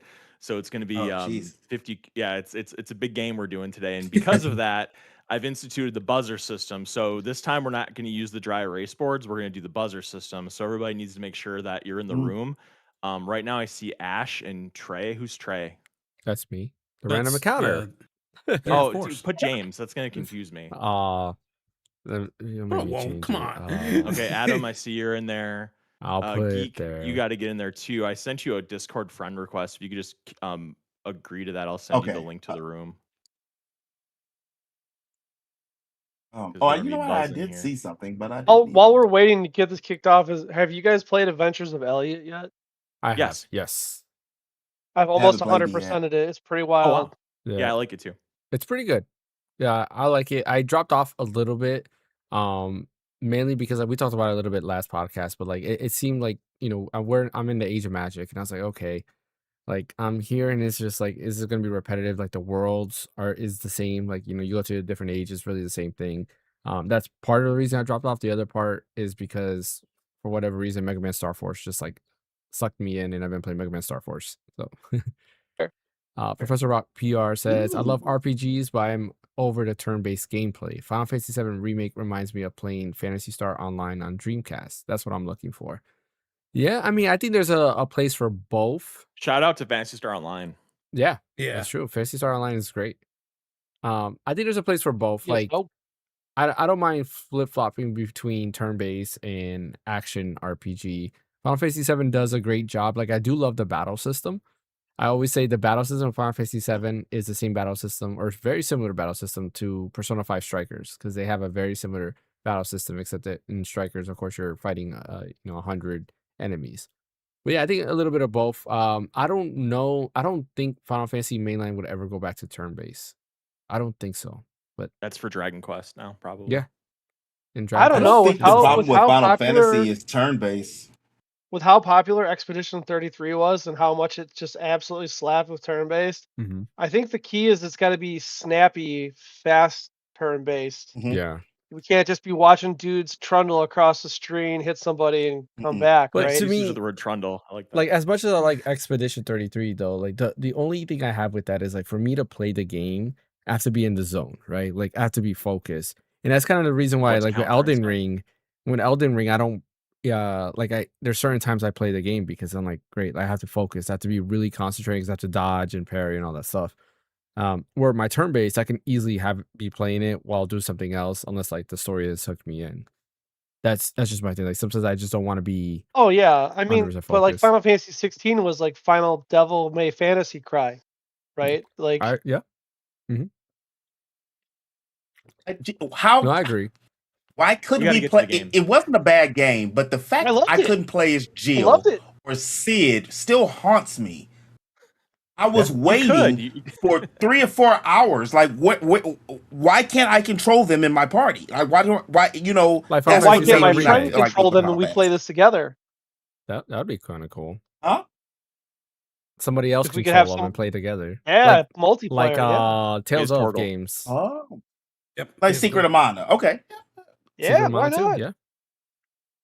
I take that. I mean, that's better than just her watching and throwing a little potion every 15 minutes. I mean, even Elliot's got multiplayer. Somebody else can control the fairy. Yeah, that's true. That's what I loved about Arceus. Make the gameplay better. Oh wait, indeed, an enhanced turn-based system would be highly advantageous. Sorry, I missed that part. Yeah, I agree. Like Legends Arceus, I love that style, having like the strong style and speed style or whatever they called it. I thought that was great of adding it. And then when Scarlet and Violet came out and they didn't keep that same mechanic, I thought it was kind of lame. While I do enjoy Pokemon Legends ZA's combat as well, I also enjoy Legends Arceus combat, and I feel like I'm actually torn between the two. Like, which one would I prefer? But yeah, I agree with that. Time? Yeah, we've been waiting for you to set up. Yeah. Okay. All right. No, I'm all set up. Okay, so I have to kind of go through the rules again because Adam doesn't know yet. So Video Game Jeopardy, it kind of just goes as what it says. Instead of having like the daily doubles like traditional Jeopardy does, I have something called Attack Defend. It's 3 questions on the board per round where if you choose it, you get to either attack another player, and if they get it wrong, they lose double points, and if they get it right, they gain nothing. Or you can defend, where if you take the question, and if you get it right, you get double points, and if you don't get the question right, you lose nothing. So there's gonna be 3 of those on the board because there'd be 2 different rounds. And then also in the case, well, actually, I was gonna say when there's ties, that's not really gonna matter here because we're going to the buzzer. So the only rule I have with the buzzers is that I forget what I was gonna say. It's gonna be, first come or whatever. So you just answer it, and then it'll go to the next person that came in second. Oh, and then also don't ring in the buzzer until I finish saying the question out loud, because I don't want people to. Yeah, I don't want. That was for OST, man. OST. Yeah, that's true. There was no consequences with OST with what's that OST because and what's that OST didn't lose anything if you got it wrong. So in this, if you buzz and you get it wrong, like too bad. So yeah, let me finish asking the question, then you can buzz in. And then then lastly, there's in both the rounds, there's a category called Wild, and in Wild, everybody has to answer. And when instead of doing the dry erase boards is what we did last time, I just want you to give a thumbs up or a thumbs down. I'll say 3, 2, 1, and then you guys give me a thumbs up or a thumbs down, and then I'm going to notate it, and then I'll distribute points accordingly. This might take a bit longer than usual, just because I'm kind of spinning a lot of plates here to make sure the points are getting attributed and the buzzers are getting reset and everything like that. So just give me some time to make sure that this is all flowing straight. And if you see me make a mistake, let me know and I can correct it. So this is a big game, guys. James is the champion as of right now. So it's going to be all you guys kind of trying to dethrone him. I wish you all the best, because there's nothing more that I like to see than James fall on his face. No, I'm kidding. So yeah, James, you're the champion, so I'm gonna go ahead and I'll share my screen. Yeah, exactly. I'm gonna share my screen. Okay. All right. And then does everybody have your buzzers up and everything like that? Yes. Number one. Okay. Do you mind resetting mine's? I think you have to reset mine's. The buzzer. Because yeah, the buzzer. Yeah, there you go. You got it. I think. All good. Yeah, okay, I can cool. see it. Yeah, I see everybody's not buzzed in right now, so I think we're fine. Okay. Cool. All right. All good. Right. Okay. So, James, go ahead with your first pick. Interesting. Let me move choices. this over here. Let's do wild PlayStation 2 discs for 100. Let's ease everybody in. For how much you said? 100. 100? Okay. Yeah. Was this game a blue CD-ROM or silver DVD-ROM bottom? So silver or blue. Give me a thumbs up, thumbs down in 5, 4, 3. Actually, wait a second. I have to attribute this. We'll do thumbs up is blue, thumbs down is DVD. Okay. So 5, 4, 3, 2, 1. Okay, so all blues. Okay, so the correct answer is blue. So everybody gets a point. Yeah. I remember because I owned the game. Yep. I remember because I rented the game. Yep. I remember Right, because James. I ran your local GameStop for more than a decade. Yes, he did. When I used to play a lot of NBA Street with my cousins, they actually had that SS Tricky trailer within the game, and I always replay it so many times because I really want to play it. So my mother eventually brought me to Hollywood Video to actually buy the game instead of renting it, and yeah, that's how I want to play Great it. memory. Go ahead, James. Let's do save rooms for 100 because I don't know what that is. Okay, so we're gonna go and do the buzzers now. Okay. And I'm just gonna say what game is this from, and then you buzz in when you know. Okay. Oh, did it work? Okay. I didn't get a buzz. Oh, I actually, buzzed. okay. I have to click resume. Okay. I did too. Oh. Okay, Yeah, now buzzed buzz. too, yeah. Okay, Geek, go ahead.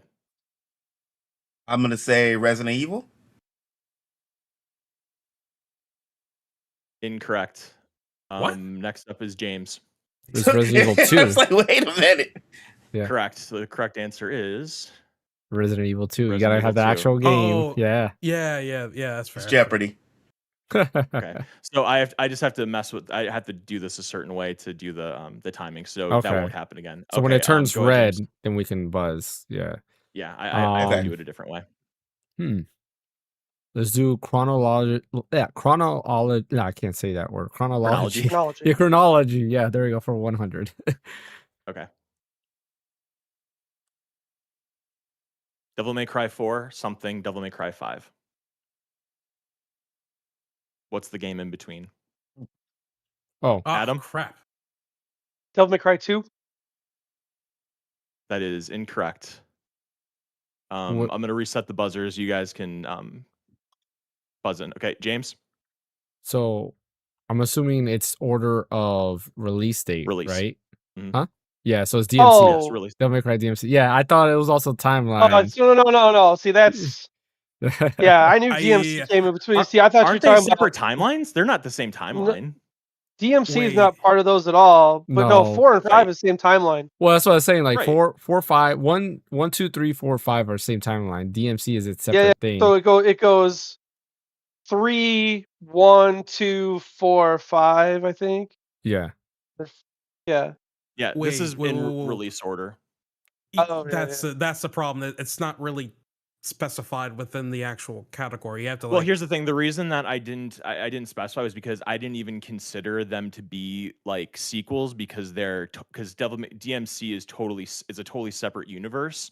So that's why I didn't even make that connection. So apologies. I just get my points that's what back? it is. Okay. No, I'm comfortable with it. So the horror game gets the points. Yep. Fine. Okay. Hopefully you're enjoying the ahead, show, Professor Rock. Hopefully you enjoyed the show. Okay, it's in release order. So save rooms is games that have save rooms. Chronology is the release of games, the release by release date. What's that OST is the songs that are in overworlds of various games. PlayStation 2 discs is blue or silver bottoms. You say which one it is. And then Indie Darlings is naming the indie game. So James, still your board. Let's do Indie Darlings for 100. Okay. This indie game by Edmund McMillan and Tommy Refens in 2010 was full of bandages and meat. James? Is it Super Meat Boy? Correct answer is Super Meat Boy. Correct. Yeah. Faster than me. James. All right. Yeah. Oh, there's no column. There's no column where everyone has the answer. That's PlayStation 2 discs. Oh, okay, got it. Yeah, everything else is like buzzer. All right, let's do my forte. What's that OST for 500? Ooh.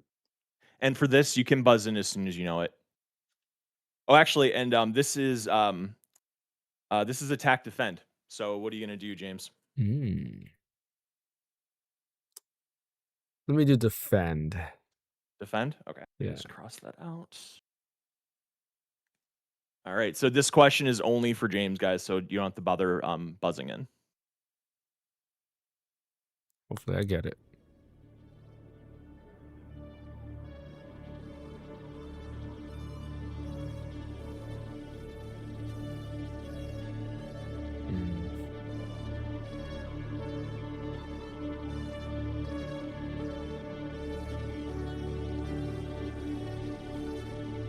Dang. You know it? If I guess, I lose points, right? Or I don't lose points. No, if you get it wrong, you don't lose anything. So I'm gonna guess because I don't know it. I don't think I know it, but I think it's this. Is it Fez? It is not. Mass Effect. Oh, wow. Fake Mass Effect fan. Wow. Yeah. Yeah, damn. James. How did I not All right, remember James, that? still your board. Let's do, because I want everybody to chime into this. So let's do what's that OST for 400? Okay. And then you can buzz in as soon as you recognize it. Actually, I'm gonna do a quick setting here and change this to 15 seconds. Wait, the buzzers are already resetted already? Not yet. Hang on a second. I just had to make a quick change. Yeah, no worries. Okay, there we go. Okay, here we go.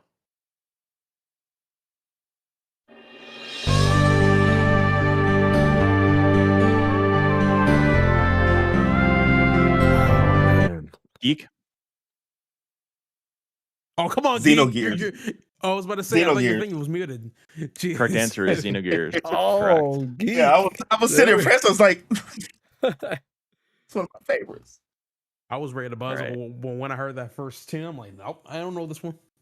All right, Geek, your board. We're gonna follow. What's that OST? For 300. How much? 300. 300.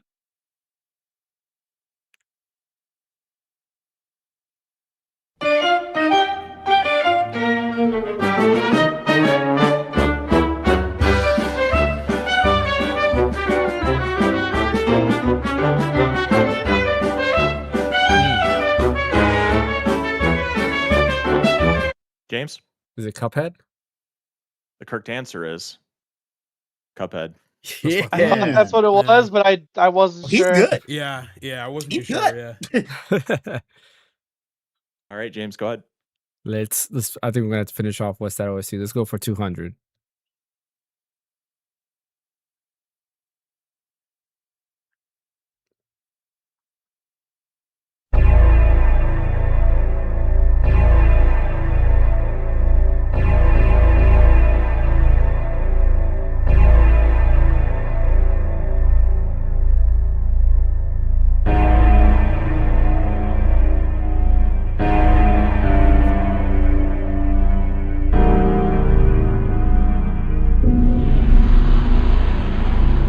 Did your buzzers not work?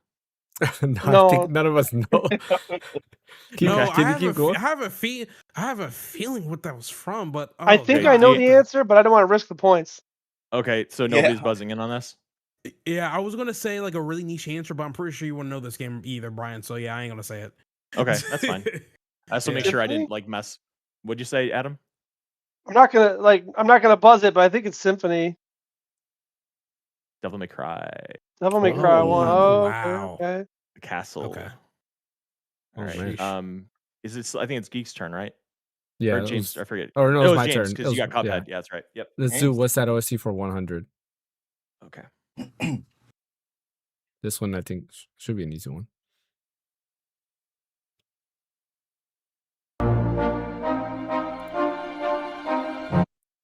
James?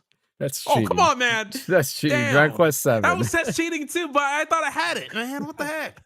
Jesus Christ. That is correct, James. Anything Dragon Quest, I will get. Does it show how was that second right behind James? You were. By how many seconds? Does it show that? It doesn't tell me that. It's not that specific. In the famous words of Sonic the Hedgehog, you're too slow. Whatever, man. All right, James. Let's do wild PlayStation disc for 200. Get everybody pulled up. So again, thumbs up is blue, thumbs down is silver, and I'll give you the countdown. Dark Cloud. 5, 4, 3, 2, 1. Okay, so wait, thumbs up was silver. Thumbs up is blue. Thumbs down is silver. Okay, I thought it was the same. Oof. All right. Okay, so Ash is down, Adam is up, Geek is up, and James is up. So James says blue, Geek says blue, Adam says blue, Ash says silver. The correct answer is silver. Oh, what? Ooh. Yep. Oh.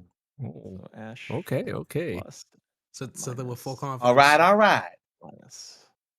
All right, Ash. Nice. Wild PlayStation 2 disc for 300. Okay. Yep, Prof, you were right. I won't be looking at chat while I'll check after each round. Yeah, after each round I'll be checking chat. You guys should be minimizing chat. Okay, 300. James, Ash, you said? Yeah, okay. 300. Blue or silver? 5, 4, 3, 2, 1, go. Okay, silver, blue across the board, right? Yeah. The correct answer is blue. Ooh. So you did the Miyamoto. This is actually the easiest wild column I ever did because I actually remember these discs. Nice. All right, so your board, Ash. Let's switch it up. Let's do chronology for 200. It's buzzer. Buzzers. Okay. DVD, yeah, you got it wrong. Monster Hunter World blank Monster Hunter Wilds. James. And we're talking about in release order, right? Yes. Yeah. Okay. Monster Hunter Rise. The correct answer is Monster Hunter Rise. That's fair. That's the game I'm playing with my friends right now. That's crazy. I got that one too. Okay. James. Give me 1 second and ban this bot in Twitter. Okay. Let's do save rooms for 200. Attack defend, James. What are you doing? I'll defend. I just feel like it's never fair if I attack anybody. Because they can't get points, right? What'd you say? If I attack somebody, they can't get points, right? They cannot get points. They can only lose points. Or get nothing if they get it right. Is there any way we can change that so they can get points? No, that's half the fun. That's half the strategy. Yeah, I just feel like so you're gonna defend. I'll defend, yeah. So this question's just for James. You can just tell me, James. What game is this from? No. Just a save room? Oh, I'm gonna guess. Is it? I actually remember this one. Is it funny. Persona 4?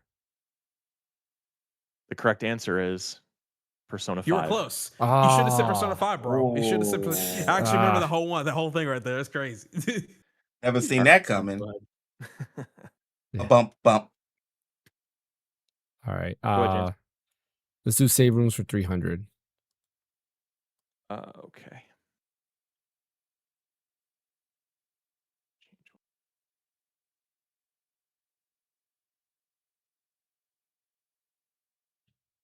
Okay. 300. What game is this? Oh, shoot. I'm just gonna take a chance. Geek. What do you got, Geek? Silent Hill? Yeah, that's what I was thinking too. That is incorrect. Anybody else can buzz in if you want. I'll do it. James? Because I think, Geek, you're on the money, but it's Silent Hill 2. Yeah.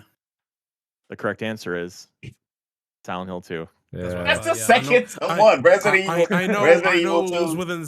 No, I know it was within the Sons of the Universe. I wasn't too sure which one it was. Same here. Thank you, Geek, for sacrificing yourself for us. You're welcome. Now that's strategy. That's the first time. You're welcome. Let's do Indie Darlings for 200. Phil Fish and his Polytronic Corporation created this seminal indie game in 2012.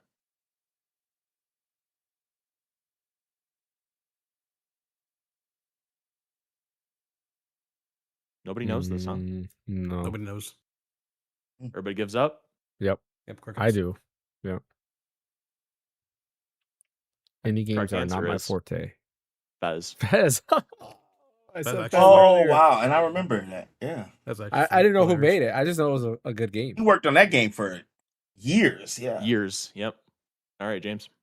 Let's do Indie Darlings for 300.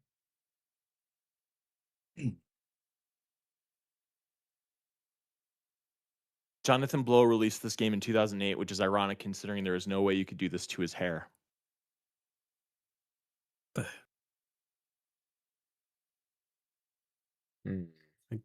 Yeah, I guess you have more experience in indies than we do. Yeah, pretty big one. It's a big one in 2000. No guesses. Hold on. Yeah, I'm upsetting. Yeah, because the hair thing is throwing me off. So yeah. Answer's braid. I didn't think. All right, James. Braid. Let's do Indie Darlings for 400. Come on, guys. We got to get at least one right. I got one. Right. Yeah, we got the first Playdead's one. major release before Inside. Oh. James? Am I the only one who knows these things? Limbo. Correct answer is Limbo. Wow. All right, James. Let's do Indie Darlings for 500. James, let's finish it up. 500? Okay. Yeah. Mobius Digital's 2019 game was about unraveling a time loop to save the destruction of the solar system. Oh crap! Where's my thing? Ash? Is it called Deathloop? It is not. No, that's Bethesda. Yeah. Anybody else? No? Oh, it's Mobius Digital. Holy crap. Oh, I know. I think I know which game it is. The answer is Outer Wilds. Yeah, that's what I thought. I never played Outer Wilds. Yeah. All right, James. All right. Wild PlayStation 2 disc for 400. Was this game a blue or silver? 5, 4, I've seen this one. 2, 1. Damn it. Can I get it this way? No, none of that. Okay, so Ash is down, everybody else is up. The correct answer is silver. Oh, thank God. Ash. That was a 50-50. I've never seen that one. Let me check chat real quick. Well, I did have some Jared points Leto? at one point. Go Ash. Ash, you're bored. Yeah, this might as well rip the band off wild disc for the 500. Okay. Orphans, Sign of Sorcery. 5, 4, 3, 2, 1. I'm just thumbs up all the way. Ash was definitely a little bit of peer pressure there. The correct answer is silver. Oh, damn! We all have up. Jesus Christ! I was like, "Yep, I'm gonna go with y'all." And that was actually a pretty good game in a solid anime. Actually, it was decent. True. All right, Ash, still your board. Save rooms for 400. Get the buzzers ready. Yep. What game is this from? Ash? That's from. Yeah, that.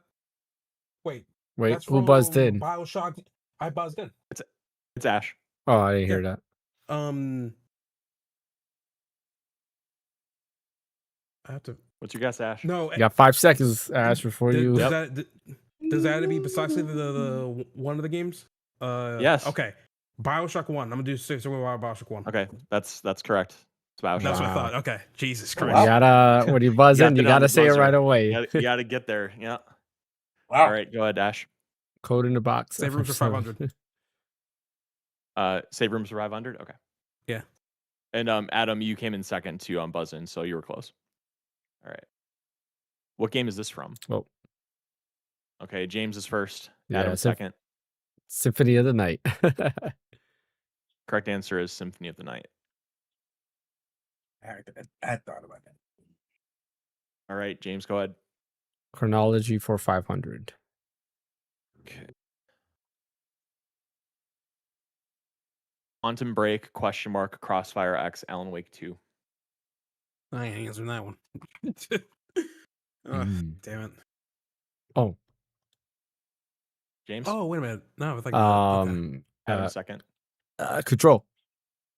Yeah, that's correct answer is Control. Yeah. All right, James.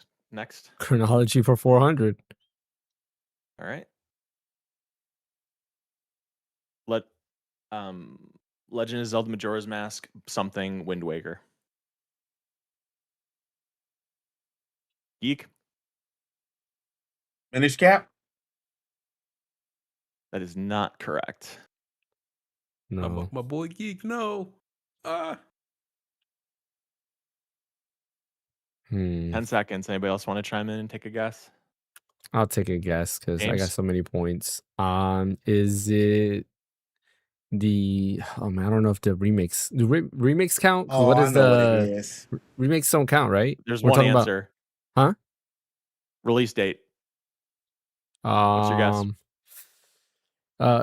Link to the Past, GBA. Okay. The correct answer is Oracle of Ages, Oracles of Seasons. Oh, wow. Really? I thought it was if it wasn't. I was gonna say the Cap, Oracle games. Or Swords. I was gonna say the All Oracle right, games too, but so I heard the one problem. answer, so I was like, okay. Chronology is the Chronology 300 is actually the last attack defend. Nobody chose it. So we're just going to turn this into a double points up for grabs. So if you get this right, you get double points. If you get it wrong, you just lose 300. So it's going to have benefit but no cost. I mean, it'll have a cost, but it's not double. It'll just be singular. Okay, let me go ahead. Okay, that's not it. Okay, here we go. Street Fighter 4, Super Street Fighter 4, and James. Oh, Ultra Street Fighter 4. Damn it, I knew that one. Ultra Street Fighter 4. Or is it Street Fighter 4 Ultra? Not what I Ultra? was thinking, but now that you say that, you might be right. Let me just do a quick fact check on that. It has to be, actually, no. I think if there's another game that I'm thinking of, then no, I think you would be right.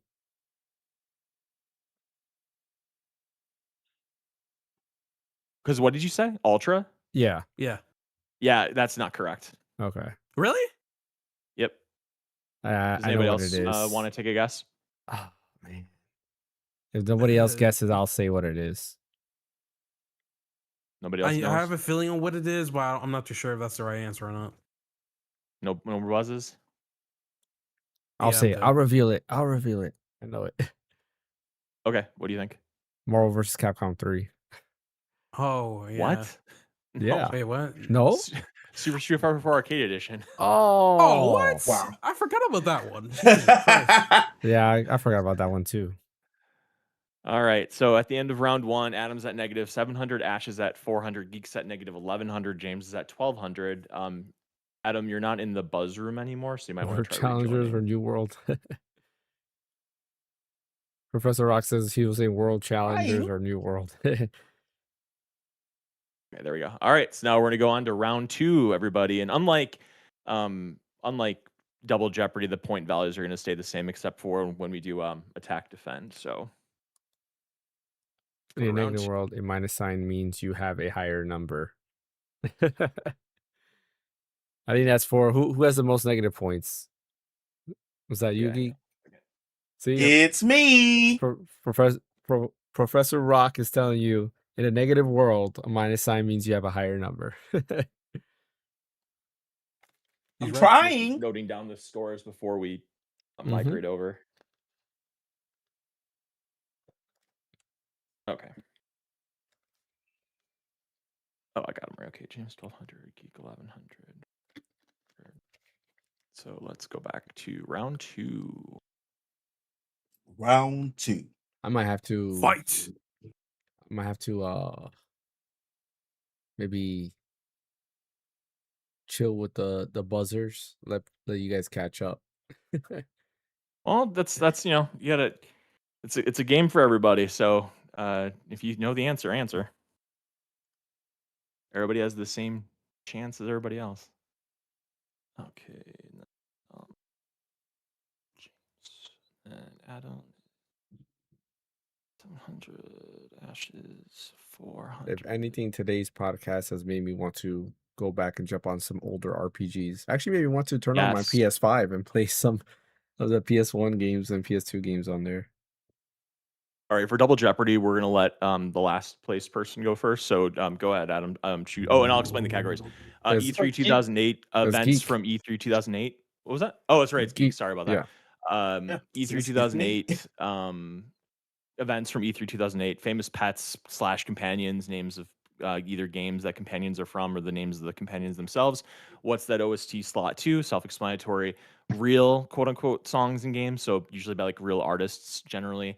And then lastly is wild Mega Man bosses, where you have to give me a thumbs up if it is a real Mega Man boss, or thumbs down if it's a fake Mega Man boss. So go ahead, Geek, with your first choice. I am going to go with E3 2008 for 500. Oh, okay, going in. This Ratchet & Clank digital-only spin-off game was revealed as a surprise during Sony's PlayStation press conference. I don't know Ratchet & Clank. Anybody know this? No? Okay. Nope. Correct answer is Quest for Booty. What? Oh, I never would. Quest for Booty. That's a spin. I like the title, but I never. That's a spin-off game. What the? Yeah, kind of. I mean, it's not like a mainline game. It came out digital only. It's like I think it's like a 4 or 5 hour game. It's kind of like a spin-off game. Yeah. All right, go ahead, James or Geek. We're gonna go E3 2008 for 400.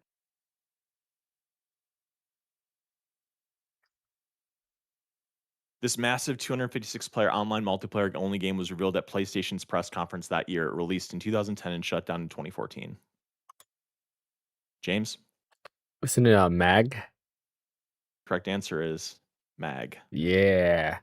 I also worked at GameStop for a little bit, and I remember seeing that. All right, James. Let's do E3 2008 for 300. Attack, defend. What are you doing? Why do I always get to attack and defend questions? Let's do defend. Okay. All right, this one's just for James. Shockingly, this previously thought of Square Enix PlayStation exclusive game was the One Last Thing announcement at Xbox's press conference that year. Oh, Final Fantasy 13. The correct answer is Final Fantasy 13. Dun dun. All right, James. E3 2008 for 200. It says in Jeopardy, you usually go from 100 to 500. Don't want to be that guy, but I will be that guy for my boy Trebek. All right. This game famously closed Nintendo's E3 press conference that year with Miyamoto, Cami Dunaway, and DJ Ravidrums playing it on stage.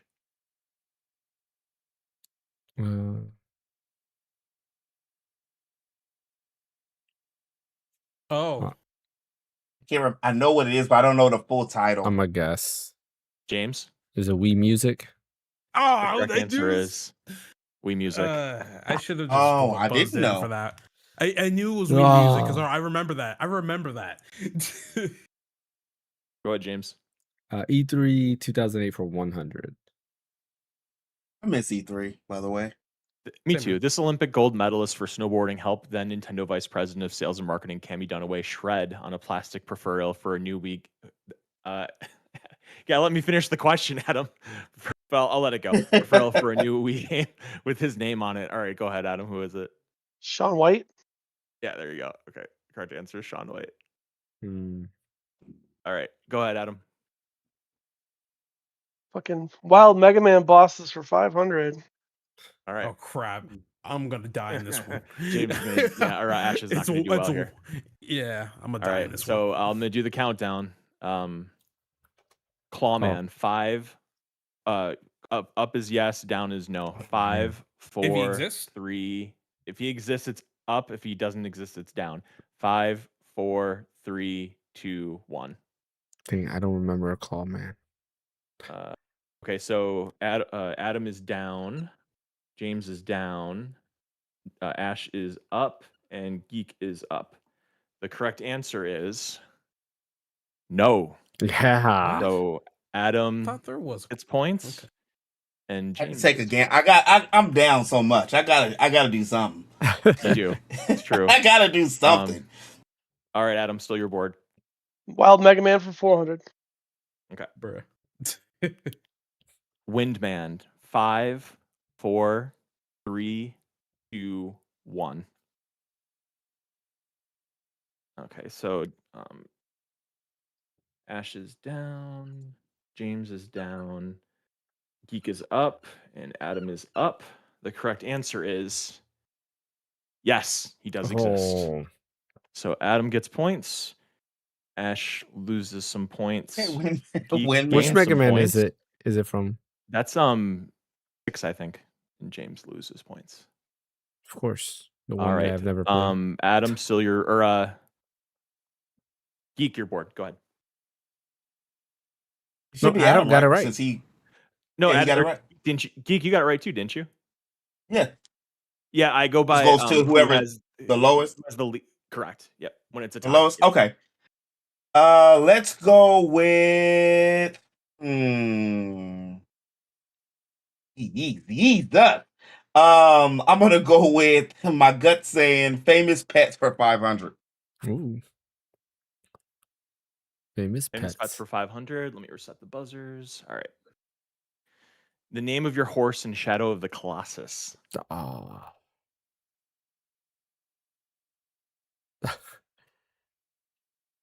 Nobody knows this one. That breaks my heart. No. Okay. Nobody's gonna be buzzing in on this. Okay. Sorry. Fake Shadow of the Colossus. Correct answer is Agro. Agro. See that little horse? A nice boy. I was gonna name him Big Horsey. He's not that rememberable though. That's the funny part. Well, because the main character doesn't talk really, so it's like you don't hear him call for the horse. He goes Agro. Yeah. Oh yeah, you're right. You're right. Go Geek, your board. It's you again. All right, we're going to go. What's that OST slot 2 for the big money? 500. 500. Oh, okay. Get that buzzer ready.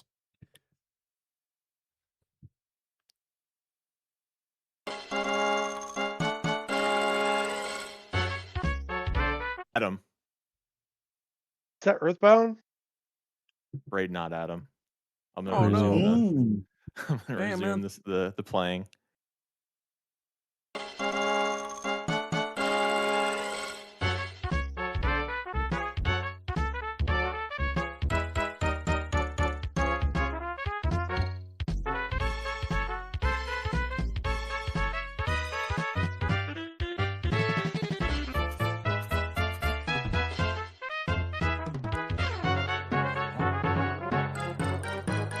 Okay, nobody knows this? Nope. I'm gonna just guess. Kaya? Hold on, wait, no. Aladdin. Oh wow. That's a deep cut. You went way back. Yeah. Yeah, I didn't know that one. 34 years. Still your board. Still on me? It's on you. We're going real songs and games for 500.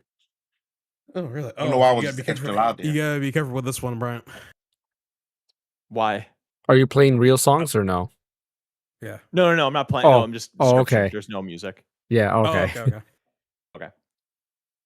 Performed by Midge of Ultravox, this cover of a David Bowie song opened Metal Gear Solid 5, The Phantom Pain. I don't remember. Nobody knows? No, I don't remember what song opened up in Phantom Pain. I only correct remember the answer is- trailer song. The Man Who Sold the World. Mm. All right. I remember Geek, that amazing leaderboard. trailer song from what was it, like 2013 or something. I don't remember that. We're gonna go with real songs and games for 400. All right. The song "Don't Be So Serious" by this artist opened Death Stranding. Sadly, he passed away in 2022. I'm like bad with real music too. So that was definitely a Brian question right there. Yeah. It was a very big deal when he died because he was like in his like early 30s. Like he was really young. He was really sad. But his name is Low Roar. Tupac? That's the name of the artist. No, this isn't that. What's that game called? What's that game called? Stranger Than Heaven. Stranger Than Heaven. Yeah. This isn't Stranger Than Heaven. It's Death Stranding. Which right. Geek? Geek. What was your thoughts on that? Before we continue, what was your thoughts on that when you saw that? I never thought I'd see that happen, but I'm down for it. Honestly, I'm like Pac's my favorite, so I'm down for it. Okay, all right, cool. I don't know what Snoop is gonna do. I don't know what he's gonna do, but I'm glad that he's still around. Cool. All right. Geek. We're gonna go. What's that OST slot to 400? 400. All right.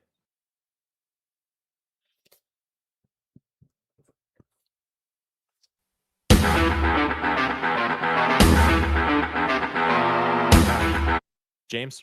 Doom. Correct answer is Doom. Yep. Yeah. All right. Can it run Doom? Go ahead, James. What's that OST for 400? Please don't be another attack and defend question. Watch he gets the attack. It's not. Watch. He's gonna get it this whole time. He might. We'll see. All right. 400. Make sure the buzzers are reset. Okay.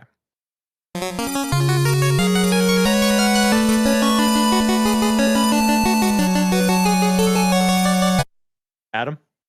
Shining Force 2? That is incorrect. Oh, damn. Does anybody else want to buzz in on that? Can you play a little bit more? Yeah.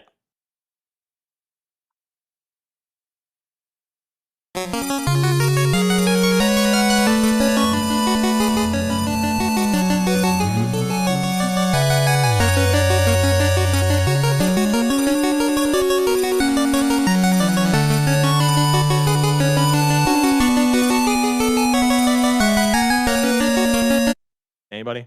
James? I'm gonna just guess Link's Awakening. That is incorrect. Whoops, that's not right. There we go. The correct answer is Shovel Knight.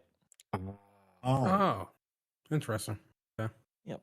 All right. The more we do these, the more I realize how many games I have not played. I'm sorry. Actually, no, James, you got it wrong, but you're the last one that got it right, so I guess we're gonna stick with you. Go ahead.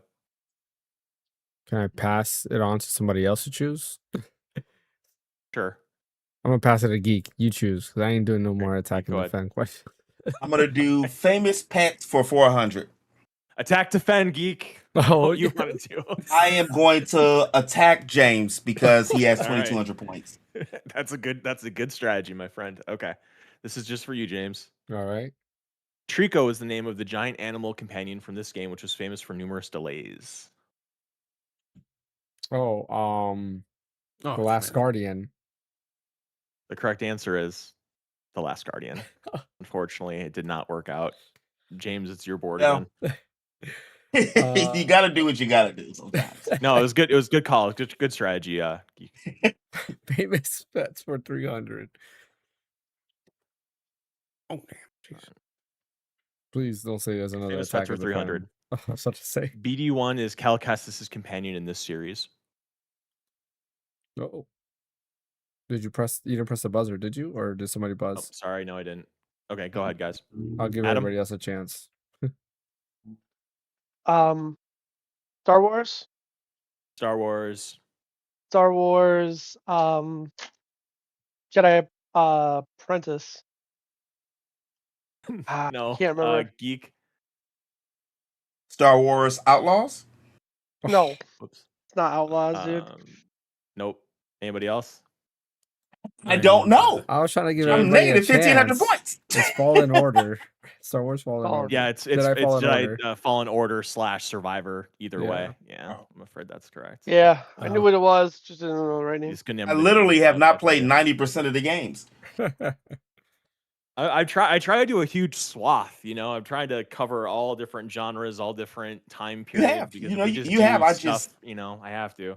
I just primarily like my meat and potatoes is JRPGs. Yeah, I was like, Geek is RPG master here. We gotta my meat and potatoes. So if it comes to anything else, I'm like that or Nintendo. Yeah, I think if we got to do a special episode of this with just JRPG stuff. Yeah, that'd be amazing. Okay. Maybe then I'll get beat. Well, you're pretty good at RPG. Maybe. Too. Okay. You're good, James. You're pretty good at trivia. But I'm not gonna front. Who's me? James. Oh, me. James. I'll pass it back to you, Geek. You choose. I'm gonna go WoW Mega Man bosses for 300. Right. Okay. This is where I get swamped more.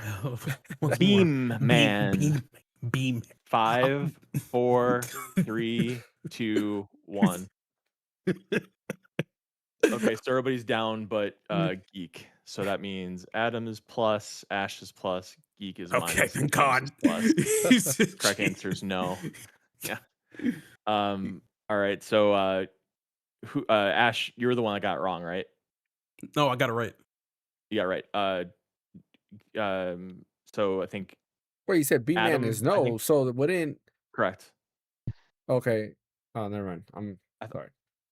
I think I did it right. Yeah. All right, Adam, go ahead. You did it right. What's that OST 300? Attack defend, Adam. I will. If I defend and I fuck up or I mess up, I don't lose anything, right? Correct. If you get it right, you get double points. If you get it wrong, you lose nothing. Yep. Defend? Yeah, I'll defend it. Defend it? All right.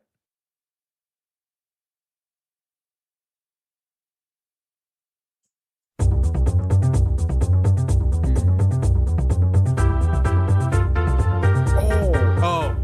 Damn, I know that one. Oh. Dang, that's crazy.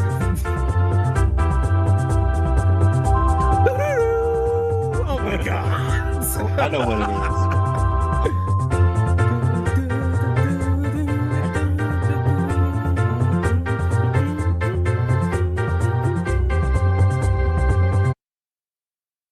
Adam? Man, couldn't hear it. They're singing over it. I got nothing. Correct. I got nothing. You guys tell me. Here,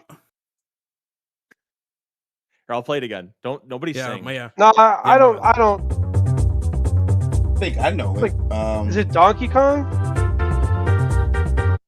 The correct answer is Mario Kart 64. Correct. Calamari Desert, right? The desert. Yep. Yes, Calamari Desert. See, it's a Nintendo. All right, Adam, still your board. Real songs and games for 300. The Finnish rock band Poets of the Fall portrayed the old guards of Asgard performing Herald of Darkness in this 2023 game. Yeah, I don't know. I gotta resume the buzzer. Sorry about that. Go ahead.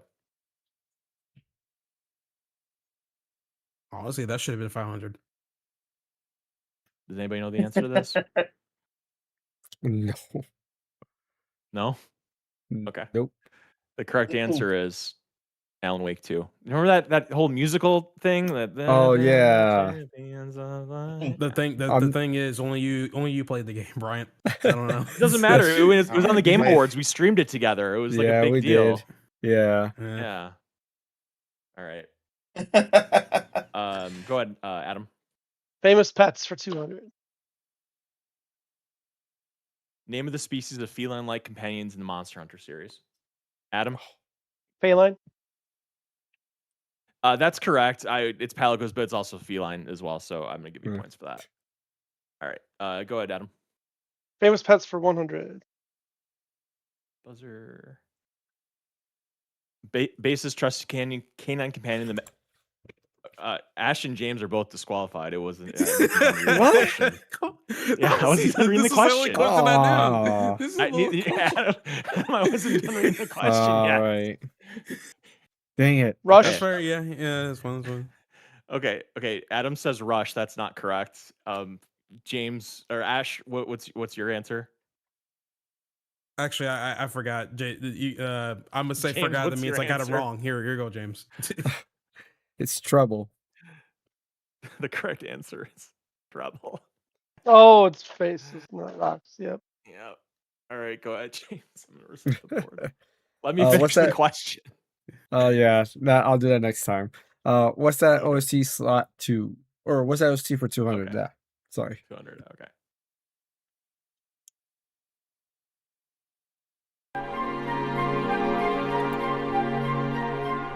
James? Dragon Quest 11. Correct answer is Dragon Quest 11. Told you. Dragon Quest. Dragon Quest. Jade. All right. Yeah, see, there you go. That's a JRPG one. All right, go ahead, James. I knew it, but look at James. He's salivating. What can I do? Real songs in games for 200, because I do not know this. Let's see. This song closed Final Fantasy VIII, performed by Fei Wong. Really? Oh. I know it, but I don't know the person. No, the name of the song. James? I'm just guessing. Is it All Eyes on Me? No. Oh, shoot. Or is it Eyes on Me, maybe? Or is it the eyes? I don't know. Anybody else want to take a guess? That was my guess. Correct answer is Eyes on Me, not All Eyes on Me. Sorry, James. Fair. Told you, Brian's got it out for me. I didn't say all. Right. You just heard that. Right. All right. Go ahead, James. Real songs in games 100. All right. Written and performed by Hikaru Utada, this song opened and closed Kingdom Hearts. James? Well, I'm assuming Kingdom Hearts, that means the first one, so Simple and Clean. Yeah, that's correct. Simple and Clean. All right, James, do you want to do 100 or 200 for Wild Mega Man bosses? Let's do 100, because that wouldn't be attack and defense. I'm going to go play it safe. No, we're all the attack defense are off the board. Oh, so okay. We do 100? Let's just do 100. Let's just do 100. Okay. That's fine. All right. Magma Man. 5, 4, 3, 2, 1. The correct answer is yes. All right, and I'll choose the last one. It's a heavy burden, but I'll do it. Gyro Man. 5, 4, 3, 2, 1. The correct answer is yes. Mega Man 4. Hooray! Yep. I'm finally out of the positive. I'm finally out of the negative. Or 5. It's Mega Man. It's Mega Man 5 actually. Okay. So at the end also of in this Battle round, Network. let me go ahead. True. Okay, let me just write down the scores here because we have one more little fun round, and then we go on to final memory here. So let's see, 500.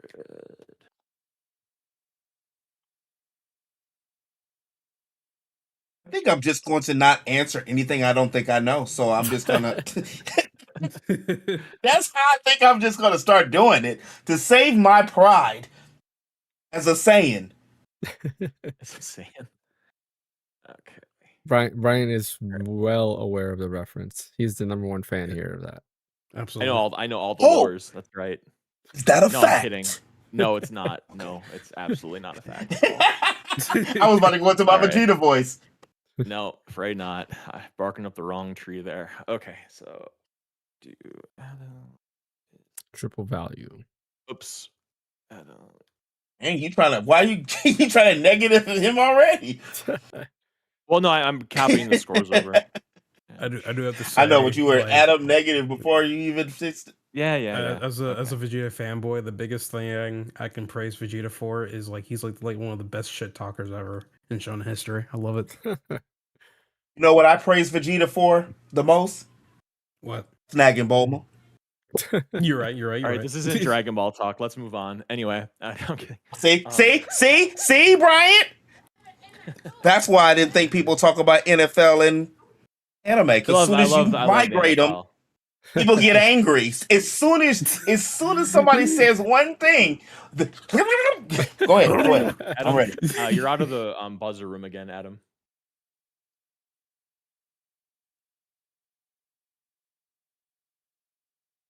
Just waiting for him to come back in. There we go. Okay. So for this one, this is just going to be as soon as you recognize it, buzz in. If you get it right, it's triple value. And if you get it wrong, let's just say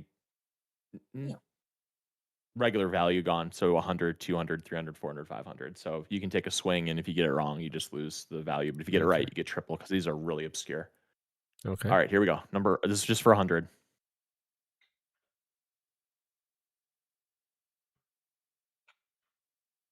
Geek? So guess the game. Eternal Darkness? What'd you say, Geek? Eternal Darkness? Not Eternal Darkness. Too colorful for that one. Too colorful for that one. Oops, that's funny. Okay, anybody else want to take a guess? I have a feeling what this game is, but I ain't gonna say it. I think it's a LucasArts game. I just don't remember the name of it. Going once, going twice. Yeah. Okay.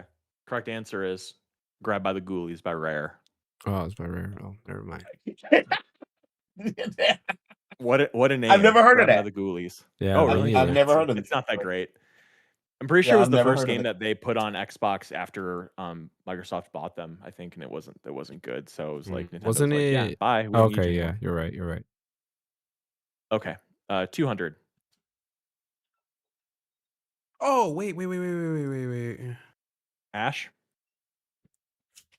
Is it the Lost Sector? No, I'm afraid not. Damn, what the hell? Why it look like it? I'm gonna just guess. James? There's so many points. Is it Too Human? It is not. Hmm. Anybody else? No. The correct answer is Dark Sector. Ash, Oh, you were come so on, close. man! You're Come so on, you could have close. gave me that one. That's a deep cut. You could have gave me that one. You man. said Come on. that's the point. It's obscurity, No, man. That's the Lost point. and dark are two different words. Yeah, if you'd have said like the Dark Sector or like Dark Sectors, You can get I would lost have in the given dark, you man. that. Come on. You didn't say dark. You said lost. Yeah, we can get lost in the dark too, man. What the hell? Anyway. All right. 300.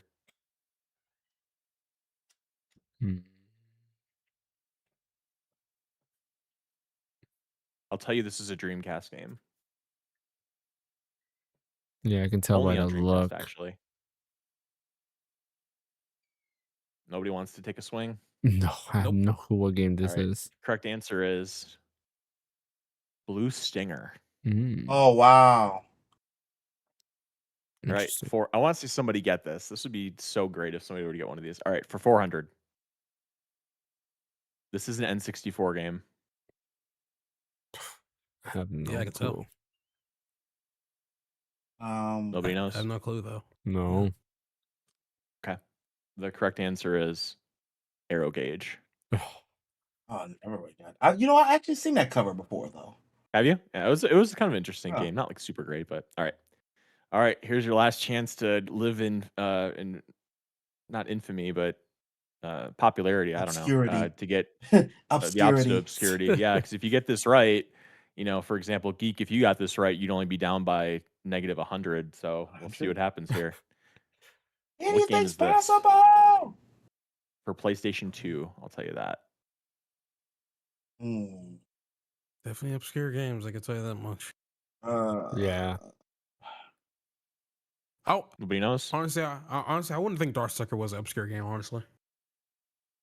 Well, nobody else knew it, and you didn't know the title of it, so it was kind of obscure. Because it was a precursor to Warframe. So I mean, yeah. Oh, okay. Yeah. Nobody wants to guess on this. All right. I'll guess. I have a million things. Sky Odyssey for PlayStation 2. I was gonna say Lost Odyssey, but Yeah, see, I wouldn't have given it to him. I wouldn't have given it to him, Ash. If you would have said Lost Odyssey, I'd say get out of here with that. That's a totally different game, though, so it's fair. Exactly. All right. Okay, so let me go ahead and mark your points down again. Yeah, those are super obscure. I accidentally erased it. Yep, that's what I like to do. I was waiting for like the real obscure stuff, like like Final Fantasy like 10 or something like that. Yeah, that's super obscure. What am I thinking? Yeah, really extremely obscure, man.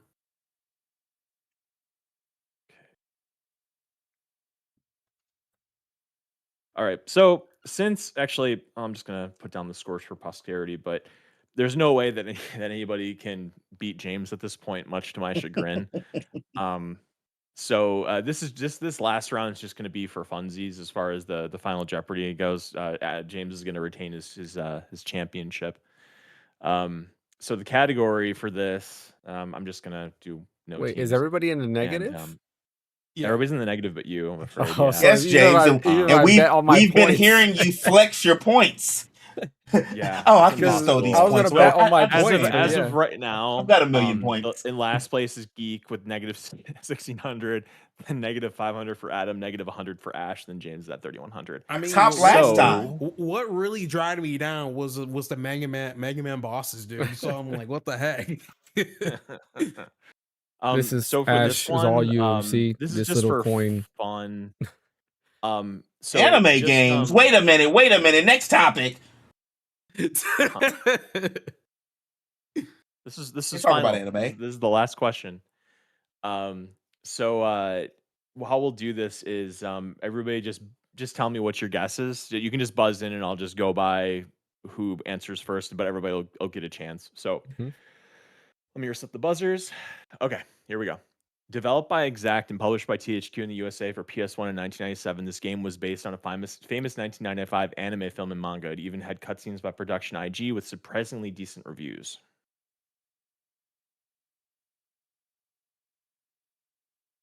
You're at the buzzing at some point, so might as well do it. You can just say I don't know.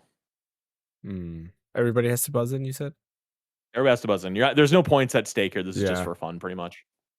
So just buzz, and then I'll go to you. Or actually, I'll have to reset the timer. I'm just trying to think. Published by THQ. In 1997? Yeah, that's something that's throwing me off. 1995. Oh, wait. Yeah, I remember NWO versus WCW. But that's not an anime game. I know. But you can dress somebody up as an anime character. Based on a anime film. Okay, I'm just gonna embarrass myself further. Okay, Geeks first. All right, everybody else has to buzz in too. Let's go. Geeks first. I remember that. So everybody else buzz in. Okay, James is next.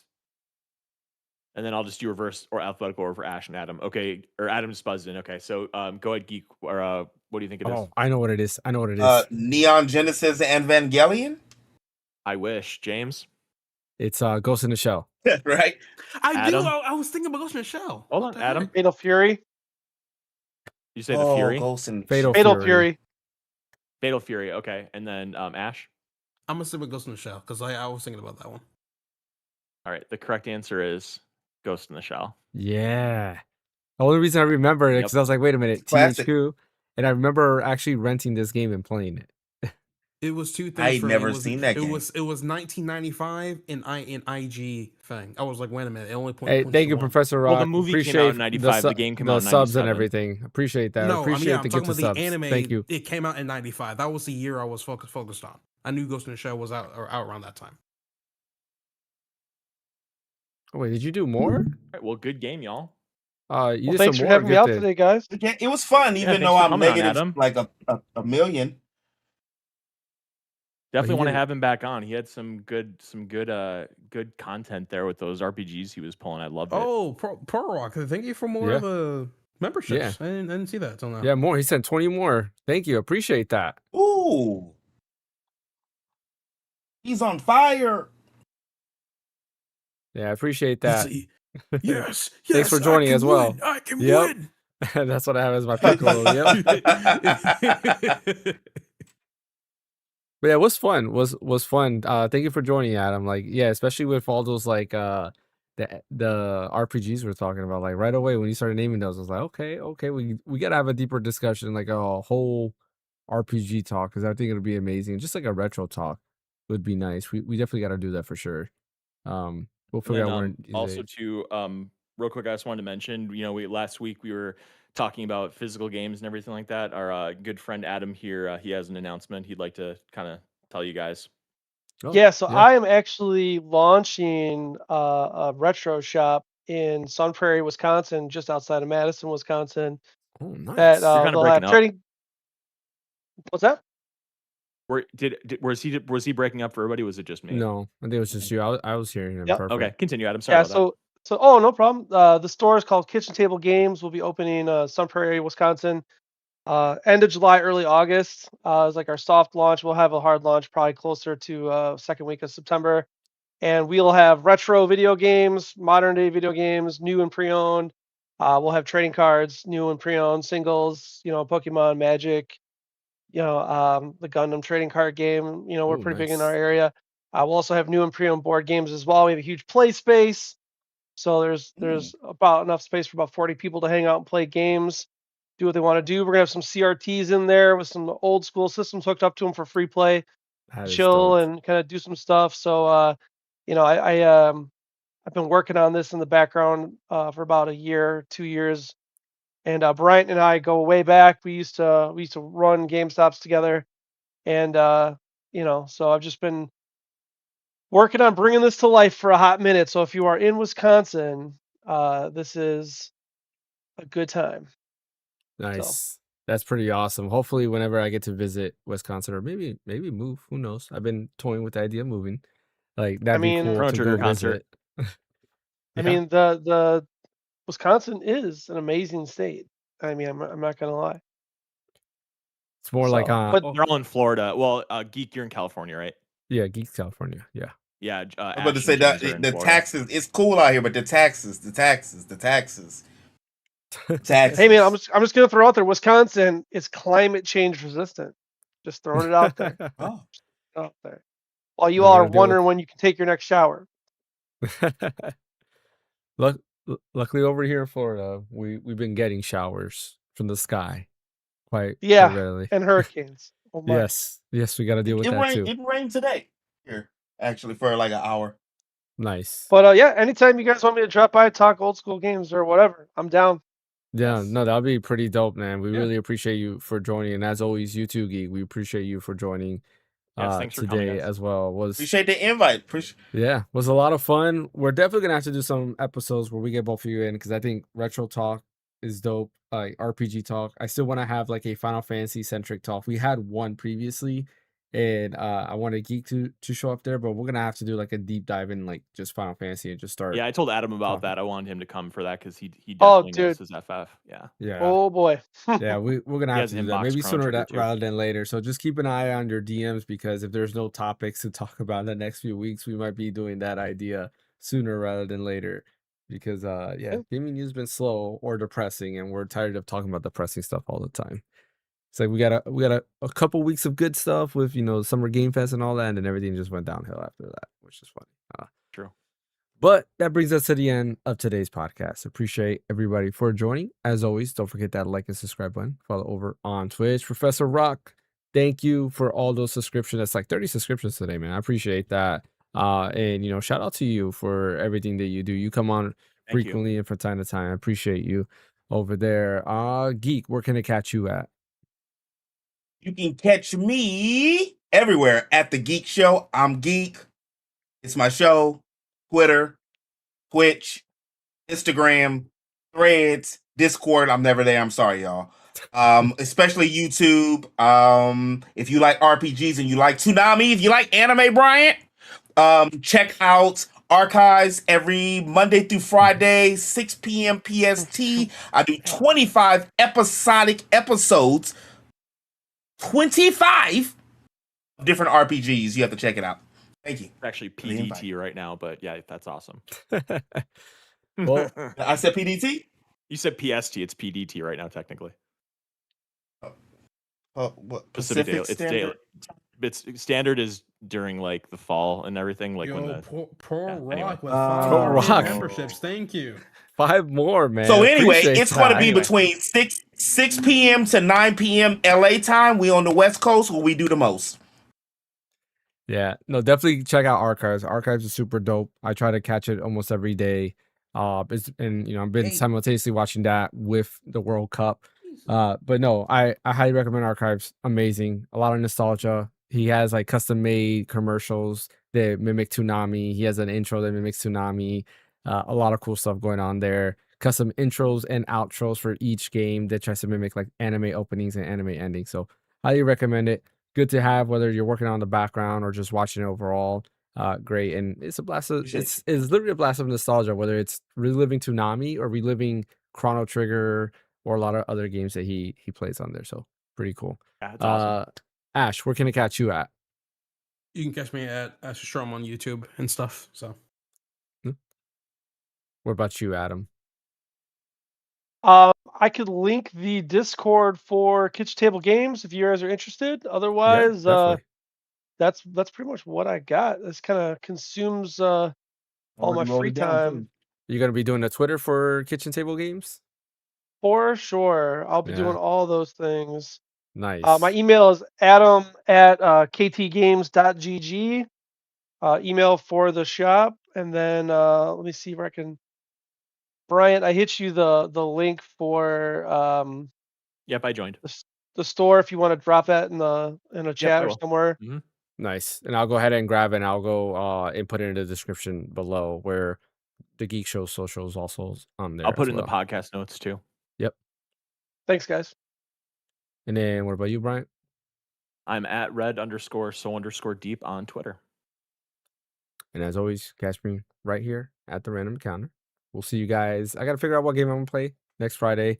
But I'll be back Friday, and I got to get back into the motion of vids. It's just things are crazy, and I got to figure out time management. It's just ever since I moved, it's been so hard to make videos, and I don't know why. But yes, I will be trying to work on videos sooner rather than later. So thanks everybody who's watched the streams. Thanks everybody who stuck around. Thank you, Geek. Thank you, Ash. Thank you, Adam. Thank you, Bryant. Thank you, Professor Rolk, for all of everything, all the subscriptions you've given us. Really appreciate that. We'll catch you guys next time.